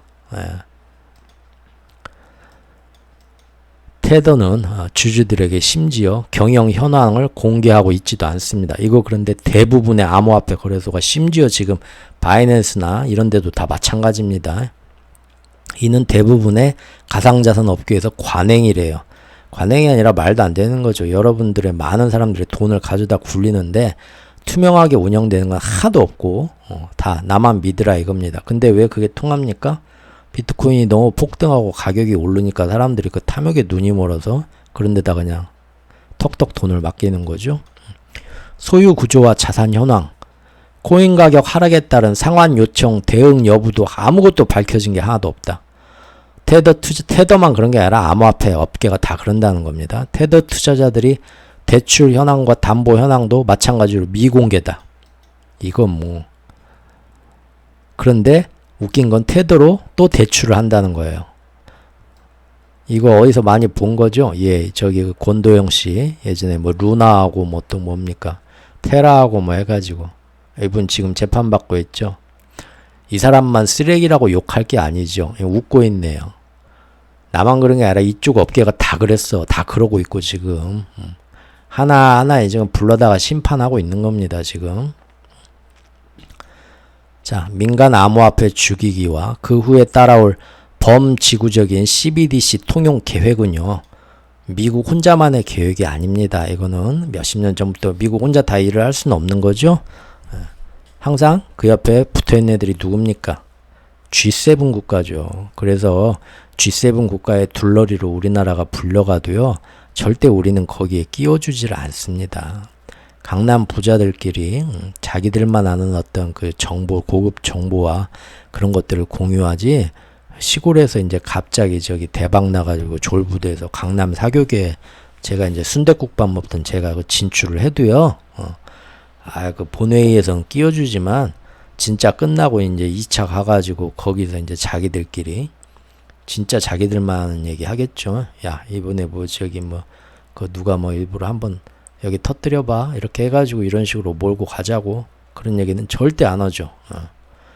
아무리 거기 회원국으로 있어도 그 뒷자리에서 안 끼워준다니까요. 이런 것들은 예전부터 금융업을 100년, 200년 넘게 해오면서 세상이 어떻게 돌아가는가를 알고 그걸로 은근히 세상을 식민 지배를 해오고 있는 제국주의 후손들이 모여서 하는 거지. 아무것도 모르는 애 거기다 끼워주지도 않습니다. 말도 안 통하고요. 그래서 미국 혼자만의 계획이 아니라는 겁니다. 지금 8월부터는 브릭스 안에서 위안화가 이제 그런 식으로 뭐 디지털 통화로 뭐 조만간 당장은 안 해도요. 1년, 2년 안에 이제 슬슬 하겠다는 얘기도 있는데 걔네 말고도요. 앞으로 계속 기축통화 패권국으로서 세계를 지배하고 싶은 미국과 그리고 그 옆에서 호랑이의 위세를 빌어서 떵떵거리고 싶은 여우들처럼 호가호위하고 싶은 G7 국가들은 이미 오래전부터 서로 담합해서 민간 암호화폐에 대해서는 앞으로 어떤 식으로 몰고 가자라고 일관된 시각을 견지 중입니다. 이것이 5월 24일 기사인데요. 국제증권감독기구가 암호화폐 규제의 첫 글로벌 권고안을 공개했습니다. 세계증권감시기구인데 미국만이 아니죠. 암호화폐에 대한 글로벌 통합 규제 권고안을 처음으로 마련해서 공개했습니다. 왜 갑자기 이런 일을 하게 됐냐? 지난해 11월에 FTX가 유동성 위기로 터지면서 그때부터 야, 안 되겠다. 이제 이거 우리가 뭐 민간의 자유를 시장에 맡기고 우리가 그런 단계는 지났어. 이거는 우리가 이제 알아서 좀 통제하자. 모든 사람들의 이제 자산을 우리가 보호해주기 위해서 좋은 의미에서 그런 거야 하면서 이때부터 국제적인 움직임이 일어난 겁니다. 또 최근에는 유럽연합이 세계 최초로 암호화폐에 대해서 포괄적인 규정을 확정했고요.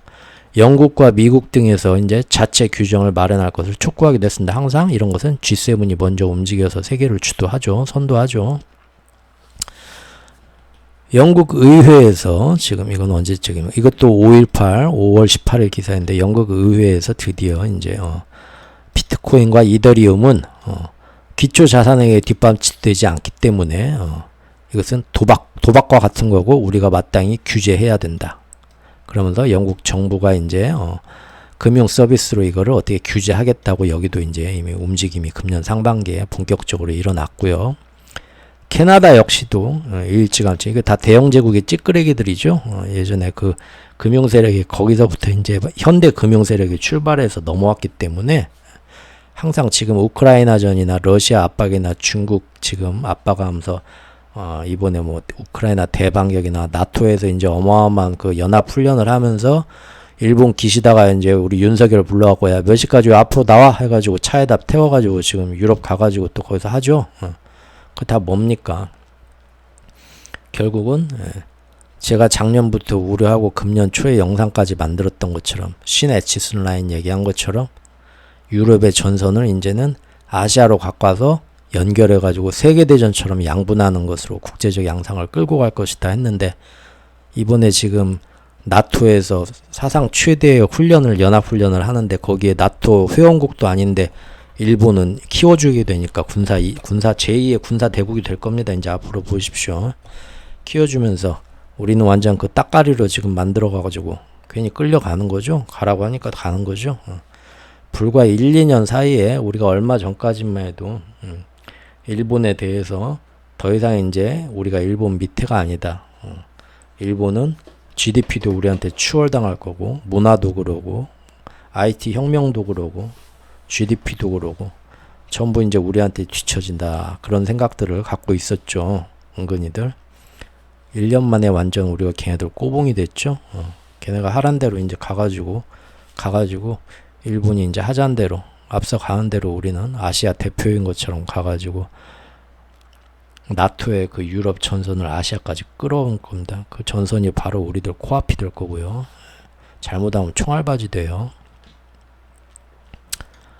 캐나다에서도 암호화폐 거래소가 철수합니다. 바이낸스에 이어서 여러 암호화폐 거래소들이 왜 캐나다 역시도 암호화폐 거래 플랫폼에 대해서 미국처럼 어마어마한 실사 강화 등 규제 강화가 계속 나오고 있기 때문이에요. 이렇게 G7이 앞에서 선도하면은 그 밑에서 미국 달러라는 그런 기축통화의 영향권 아래에서 경제가 예속되어 있는 대부분의 또 다른 나라들은 세계은행의 영향권 아래에 있는 대부분의 나라들, 거기서 다 대출받고 하는 우리나라 같은 나라들도 역시 그들이 시킨 대로 따라갈 수밖에 없죠. 우리도 제가 전부터 여러 번 이렇게 블로그에도 글을 썼었지만 몇 년 전부터 그들이 시킨 대로 우리나라도 계속 자체적으로 우리나라의 자체적인 한국은행의 CBDC를 개발하고 준비해 왔습니다. 크게 안 떠들고 있으니까 여러분들이 잘 몰랐겠죠. 맨날 저기 뭐 여당 야당 싸우는 얘기 막 그런 뉴스만 나오니까요. 가장 최근에 나온 기사 볼까요? 5월 8일 날 나온 기사입니다. 이거 여러 번 있었는데 이거는 이제 가장 최근에 나온 관련 기사입니다. 뭐냐? 한국은행에서 CBDC 모의 시스템을 드디어 카카오뱅크 뿐만 아니라 우리나라의 웬만한 은행들하고 다 연계하세요. 실제 우리나라에서 CBDC 발행해서 전국의 은행권 지금 기존 통화 시스템에 다 연결해갖고 썼을 때 정상 동작하는가 어떤가 최종 점검까지 마쳤습니다. 5월 8일 기사예요. 이번 실험은 한국은행이 지난해 6월에 마무리한 CBDC 모의 실험 연구 사업의 2단계의 후속 실험이다. 이런 거 괜히 우리가 하는 거 아니라 저 위에 G7 국가부터 해서 세계은행부터 해가지고 IMF도 걔네들이 하라고 시켰으니까 계속 우리가 해가지고 보고서 올린 거예요. 거의 지금 막바지에 다다르고 있죠 지금. 카카오의 블록체인 자회사인 크리스트가 이것을 주도했고요. 국가의 명을 받아서 그 밑에서 카카오뱅크, 카카오페이, 카카오 엔터프라이즈, 앵글, KPMG 등 6개시가 협업을 했습니다. 6개 회사가. 그리고 이 실험에 참가한 기관은 14개의 시중은행과 금융결제원 등입니다. 전 국가가 지금 다 여기 보시면 대도시 광역시로 이어져서 다 실험했죠. 예. 참가기관이 자발적으로 실험에 IT 시스템과 필요 인력 등을 제공하는 방식이었습니다. 국가에서 돈 들여서 해봐라 한 게 아니라 얘들 다 자비로 다 한 거예요. 이거는 국책사회 지금 전 세계의 흐름입니다. 결국은 미래의 민간 암호화폐가 어떤 특수한 수요에 의해 생명을 이어갈 수는 있다 해도 다시 예전 같은 영광으로 돌아갈 수 있을까요? 애초에 민간 암호화폐의 포지션이 전 세계 기축통화에 대한 반대 입장입니다. 거인한테 싸움을 거는 거죠. 이제는 이제서 나가는 거는 제가 볼 땐 다소 늦은 감이 있다고 보지만 그래도 금년 들어서는 이제 아무리 눈치 없는 애들도 정말 눈치챌 수 있을 정도로 움직임들이 노골화됐죠. 노골화되었죠. 그래서 지금 한 명 한 명 탈출하는 것 같습니다. 이게 언제적 기사냐면 4월 25일 기사인데요. 지금까지 아주 비트코인은 무조건 날아간다 했던 아주 유명한 비트코인 강세론자 이분이 뭐라 선언했냐. 야, 미국에서 암호화폐 산업 끝났다. 이 말을 갑자기 합니다. 4월 말에. 왜? 자기가 보니까 미국 규제 당국이 지금 장난이 아니야. 얘네들은 우리 암호화폐를 반드시 죽이겠다고 지금 맘 먹었어. 자기가 이제 파악을 한 거죠. 겐슬러 위원장이 심지어 은행 위기를 3월 달에 터진 거 얘기하는 거죠. 실리콘밸리 은행 사태부터 그거를 암호화폐 탓으로 돌렸다. 얘도 이제 뭔가 본 거죠. 느낌이 온 거죠. 미국 당국은 암호화폐에 단호하게 총을 겨누고 있다. 눈치채는 사람들은 그나마 이렇게 눈치채는데 아직도 저번 그 코인베이스 기소당하니까 오히려 옳은 것처럼 그 JMS 그 사람 그 사이비 교주 앞에 아직도 그 골수 신도들처럼 전혀 딴 생각하는 사람들도 많이 있습니다. 애초에 기축통화라는 것에 대한 개념을 우리가 제대로 이해하고 있었다면 암호화폐가 금처럼 달러의 또 다른 대안으로 주목받는 것을 기존의 이 세계에 지배하는 금융 세력이 절대 좋아할 리가 없다는 것을 모를 리는 없었겠죠. 그래서 몇 번을 강조해도 모자라지 않다고 보는 왕추천 글이 여기 있는 겁니다. 조금 어렵지만 반드시 알아둬야 할 경제 지식에서 제가 좀 긴 글이지만 통화라는 것이 뭔가, 화폐라는 것이 뭔가, 그리고 그것들이 지금까지 어떻게 바뀌었는가, 기축통화 체제가 어떻게 세계를 지배하고 있는가, 이거를 유지하는 것이 전 세계에 지금 누가 지배하냐의 싸움이고, 그래서 이것이 국제 정세와 외교나 경제 모든 것이 이걸 뼈대로 흘러간다. 그러니까 여러분이 재테크로 부자가 되고 싶든 아니면 사업에 실패하기 싫든 아니면 앞으로 노후를 보장받고 좀 안전하게 가고 싶든 할 때 이거는 기본으로 먼저 알고 나서 시작해야 된다라고 저는 보기 때문에 제 블로그에서 정말 여러 번 추천했었죠. 요거 오늘 저기 더보기란에 링크 한번 다시 한번 또 달아놓겠습니다. 자, 그럼에도 불구하고 암호화폐는 달리 대안이 없는 특수한 상황에서는 울며 겨자 먹기식으로 또 다른 자산의 도피처로서 종종 활용되는 게 사실입니다. 아직도. 근데 이것마저도 테러 세력과 테러 국가들의 자금 세탁, 해킹, 검은 그림자 금융의 자산 도피처 등으로 지금 현재 분류가 되기 때문에 이것이 암호화폐가 생존하는 게 아니라 얼마든지 국제사회가 암호화폐의 어두운 면을 부각시키면서 그것들을 억압할 구실만 제공해주고 있으니까 미래가 더 안 좋다 이겁니다. 보십시오. 아르헨티나 튀르키예는 치솟는 인플레로 지금 난리가 난대죠. 거기 기준금리 뭐 100% 아니 인플레이션이 뭐 100% 그렇게 나오고 있죠. 미쳤죠 그 나라들. 그런데 여기에서는 암호화폐 인기가 절정을 치닫고 있습니다. 왜 그러죠?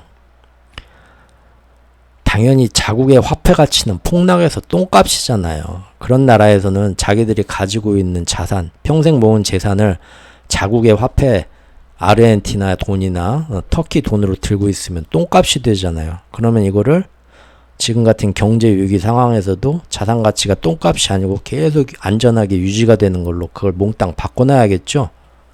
그게 뭡니까? 그 달러예요. 그래서 어느 나라든지 망하게 되면 암시장에서 달러가 그냥 엄청나게 더 비싸지는 거잖아요. 그 나라에서 달러가 있으면 왕이 되는 거잖아요. 그게 바로 미국이 좋아서가 아니라 기축통화의 힘이라서 그러죠. 응? 기축통화. 전 세계 어디에 어떤 자산 가치가 흔들려도 달러 패거나 아무리 약화된다, 떨어진다, 달러 약세다. 금년 초부터 전 세계가 노래를 부르고 있지만 지금도 지금 102가 넘습니다. 예, 제가 항상 보여드리죠. 자, 그래서 그 달러인데 그 달러마저도 그 나라의 뭐 이 경제가 망가지게 되면 달러 외화 자본도 계속 유출된가 달러도 없죠. 귀해지게 되죠. 그러니까 달러로 다 가지고 있으면 좋겠지만 국민들이 달러도 구하기 더 어려우니까 이제 어떻게 됩니까? 금 같은 거 갖고 있으면 금도 구하기 어렵잖아요. 사실 저런 나라에서. 그렇죠? 한정돼 있고. 그런데 비트코인이란 게 새로 나왔대 하면은 야 그나마 우리나라 똥 같은 돈 들고 있는 비트코인 들고 있는 게 100번 낫다고는 전부 100 비트코인으로 다 바꿔 들고 있으려고 하니까 그런 나라에서는 비트코인이 굉장히 각광을 받습니다. 뭔 얘기인지 아셨죠? 이런 것들이 바로 비트코인이 살아남을 수 있는 미래의 희망의 동아줄입니다. 만약에 비트코인이 앞으로 민간 암호화폐가 살아남아서 명목을 유지한다면 이런 식으로 특수한 상황에서 떳떳하게 자기의 자산을 기존의 것으로 들고 있을 수 없는 사람들이 대안으로서 좀 좋지 않은 걸로 들고 가거나 이런 막장의 경제 상황에서 주목받을 수 있는 또 다른 그런 걸로는 조금 살아남을 수 있어요. 실제로 국가 차원에서도 희망이 보이지 않는 도저히 경제가 이제 갈 때까지 간 막장인 나라들 있죠. 대표적인 나라가 엘살바도르죠. 이 나라는 전 세계 외국에 나가 있는 교포들이 이 본국에 있는 가족들한테 송금해주는 그 돈 없으면 망하는 나라입니다. 전체 GDP에서 그게 반이 넘는다고 하죠. 무서운 나라죠. 경제 완전히 망가진 거죠. 이런 나라들은 달러를 들고 달러도 구하기가 힘들고 하니까 어떻게 됩니까? 나라 전체에서 비트코인을 법정화폐로 막 그래서 가는 겁니다. 야, 우리가 어떻게 해도 경제 살려서 자기네 자국의 통화가치 살리는 것보다는 차라리 우리 그냥 법정 화폐를 비트코인으로 쓰면서 그것이 더 이제 통화가 가치가 안 떨어지고 살 길이겠다 해가지고 이 굉장히 그 나라에 인기 있는 30대 대통령인데요. 예. 이 사람이 작년에 그렇게 했었죠. 그 사람이 그때 평균 구매 가격이 43,000달러입니다. 비트코인 하나에. 지금 3만 불 넘었다고 좋아하는데 그래도 어마어마하게 손해네요. 예. 그래도 이 나라는 달리 대안이 없습니다. 계속 밀고 나가는 겁니다. 아유, 눈에서 레이저 나오는 거 꼭 사진을 써도 이런 걸 썼네. 어쨌든 그런 것과 상관없이 이런 일부 아주 극단적인 움직임들도 있긴 하지만 우리가 전체적으로 봤을 때요. 전체적으로 봤을 때는 그런 것과 상관없이 국제적으로 암호화폐는 갈수록 작년에 그렇게 줄창 주장하던 디지털 금이 아니라 지금은 검은 돈 그런 타이틀로 지금 국제사회에서 몰아내가고 있습니다. 예. 아까 얘기한 것처럼 북핵하고 관련돼서 자금 세탁법, 자금 세탁 방지에 대해 지금 암호화폐가 지금 국제적으로 아까 증권감독위원회에서 규제 억압받기 시작했고요. 그리고 이제 이것도 보면은 뭐 아시아의 기술 회사들도 뭐 홍콩이나 이런 데서 뭐 몰래 빼는 돈을 빼가지고 안전하게 이제 유지하려는 그런 움직임들로 암호화폐가 조금씩 이용되고는 있습니다. 자, 이제 오늘의 마지막 결론인데요. 올해의 가장 중요한 흐름이죠. 이제는 여러분들 그리고 저까지도 지구인 모두가 앞으로는 CBDC를 사용하게 될 것임을 이번에 예고했습니다. 누가 예고했냐면요. IMF가 예고했습니다. 현재 미국의 손발이 되어서 세계 경제의 미래 방향을 결정하는 역할을 하는 게 IMF죠. 그들이 말하기를 그 전부터 보면요. 만약에 암호화폐를 이용해서 기축통화를 위협하는 그런 선 넘는 짓을 하는 나라가 있으면 우리가 가만 안 둘 거야. 먼저 이렇게 행동대장으로 나섰습니다. 예를 들어보면 IMF가 아르헨티나에 지금 구제금융을 계속 해줘야 되죠.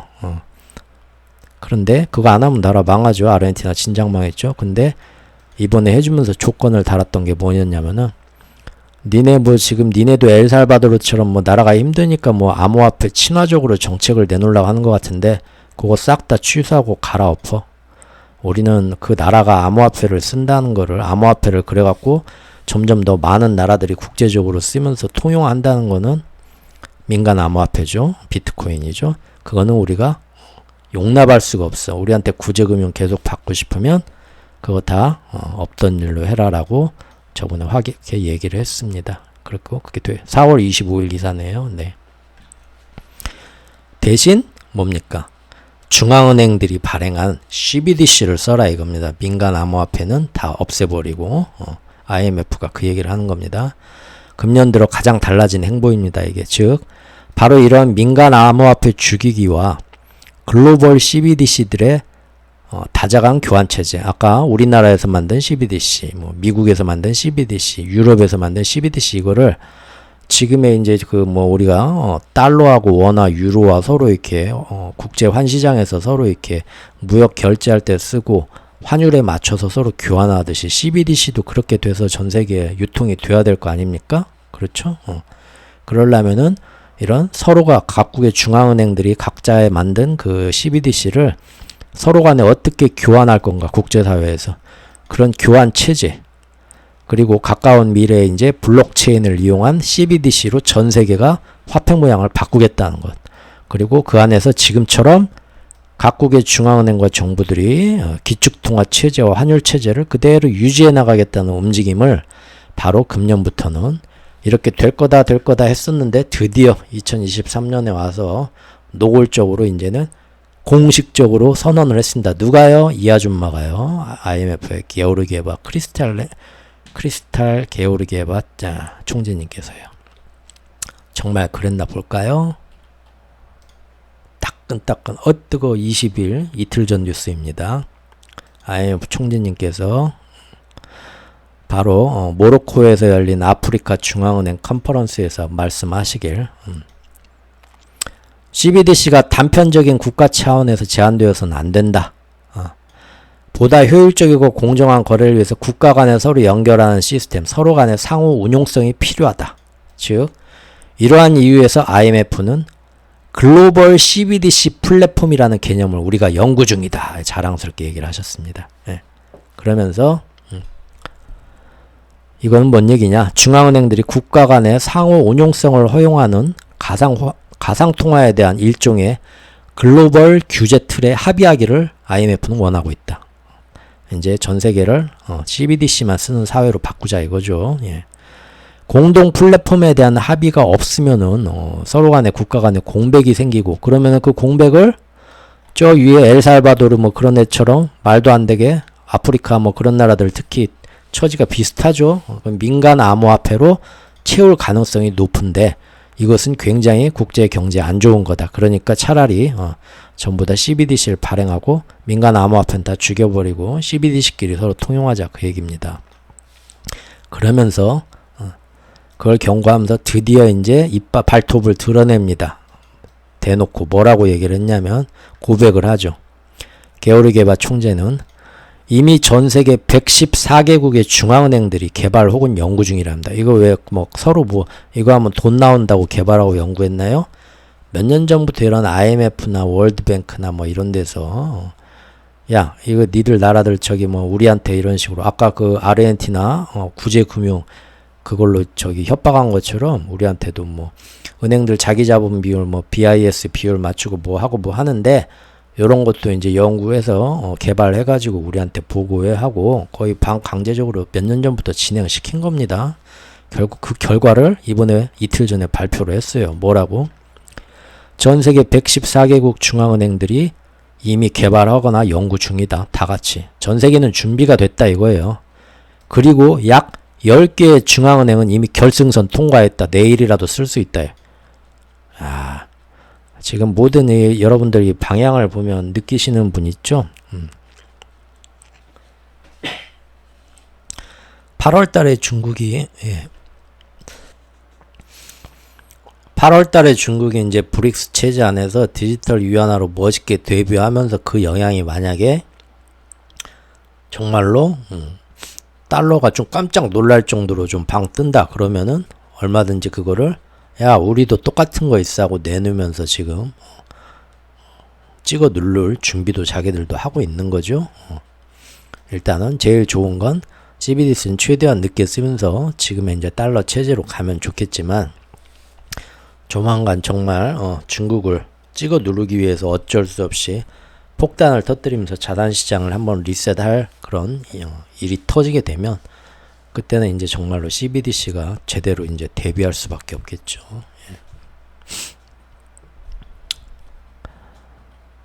게오르게바 총장님께서 이런 말씀을 하셨습니다.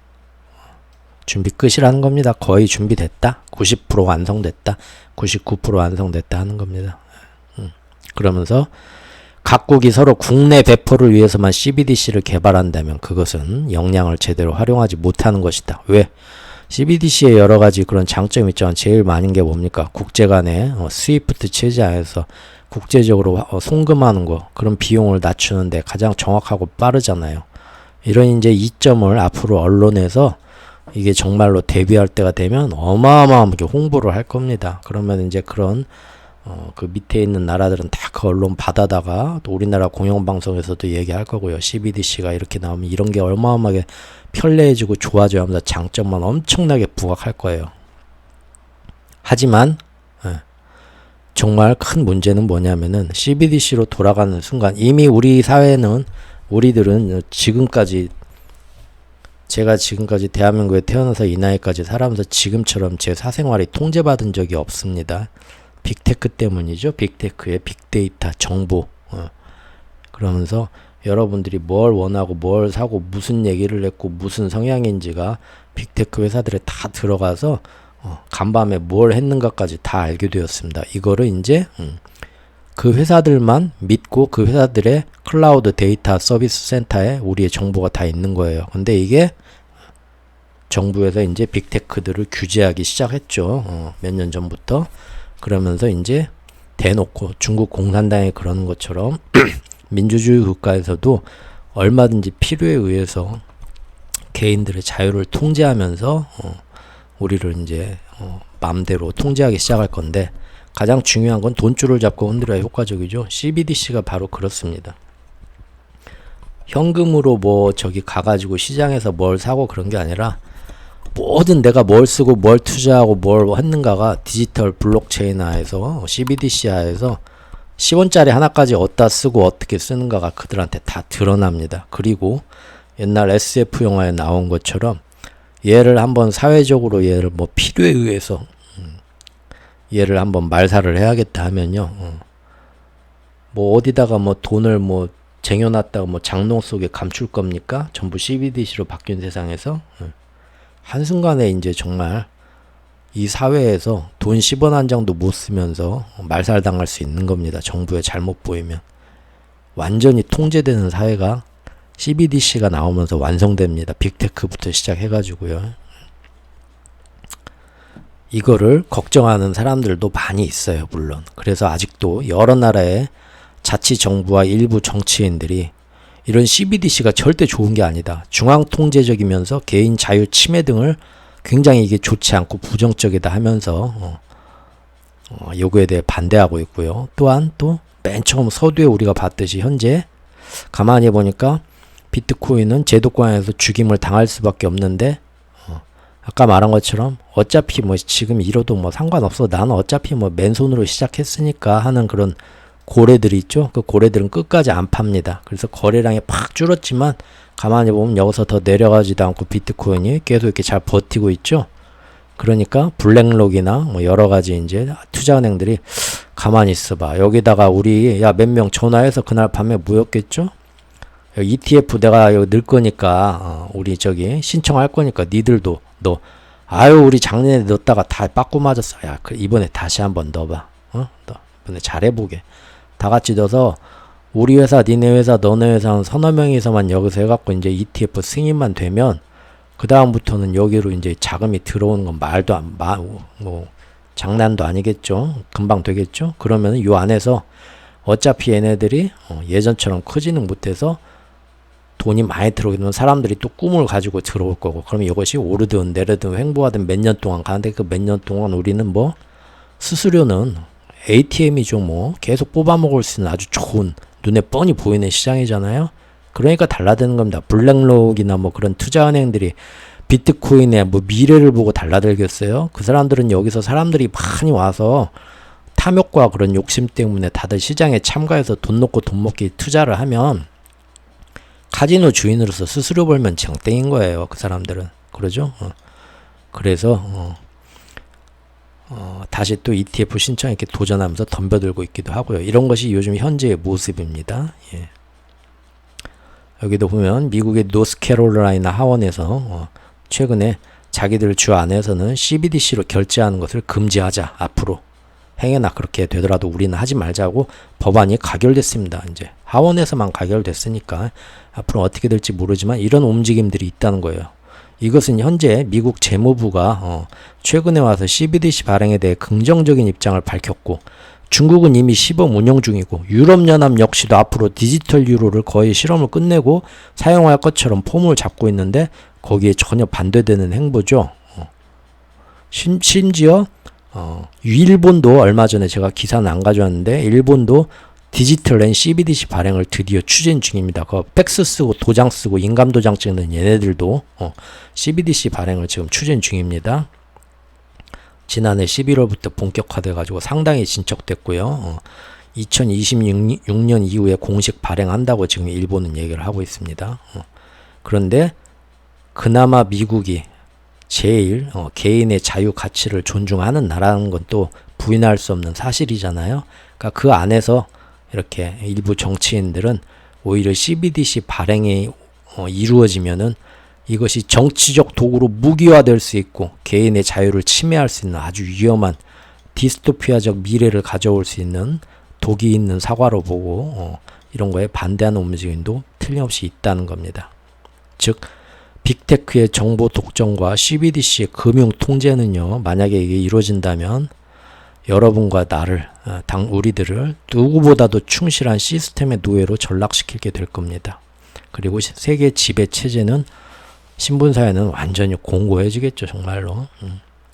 그러나 이런 암울한 미래에 대한 우려에도 불구하고 결국은 시장 예측에 있어서 보다 더 중요한 거는 안타깝지만 결국 세상에서 더 힘있고 더 영향력 있는 어떤 글로벌 세력들이 자기들의 기득권을 위해서 전체 방향을 어떤 식으로 몰아가고 있는가가 사실은 더 중요하기 때문에 이 암호화폐의 미래를, 민간 암호화폐의 미래를 별로 저는 좋지 못하게 보고 있고, 항상 모든 것은 CBDC, 민간 사회에서 심의를 다 돌린 다음에 데이터 모아서 나중에 CBDC로 새로운 기축통화 체제를 돌리기 위한 실험 재료일 뿐이다.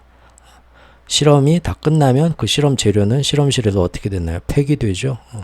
그럴 운명일 것이다 하고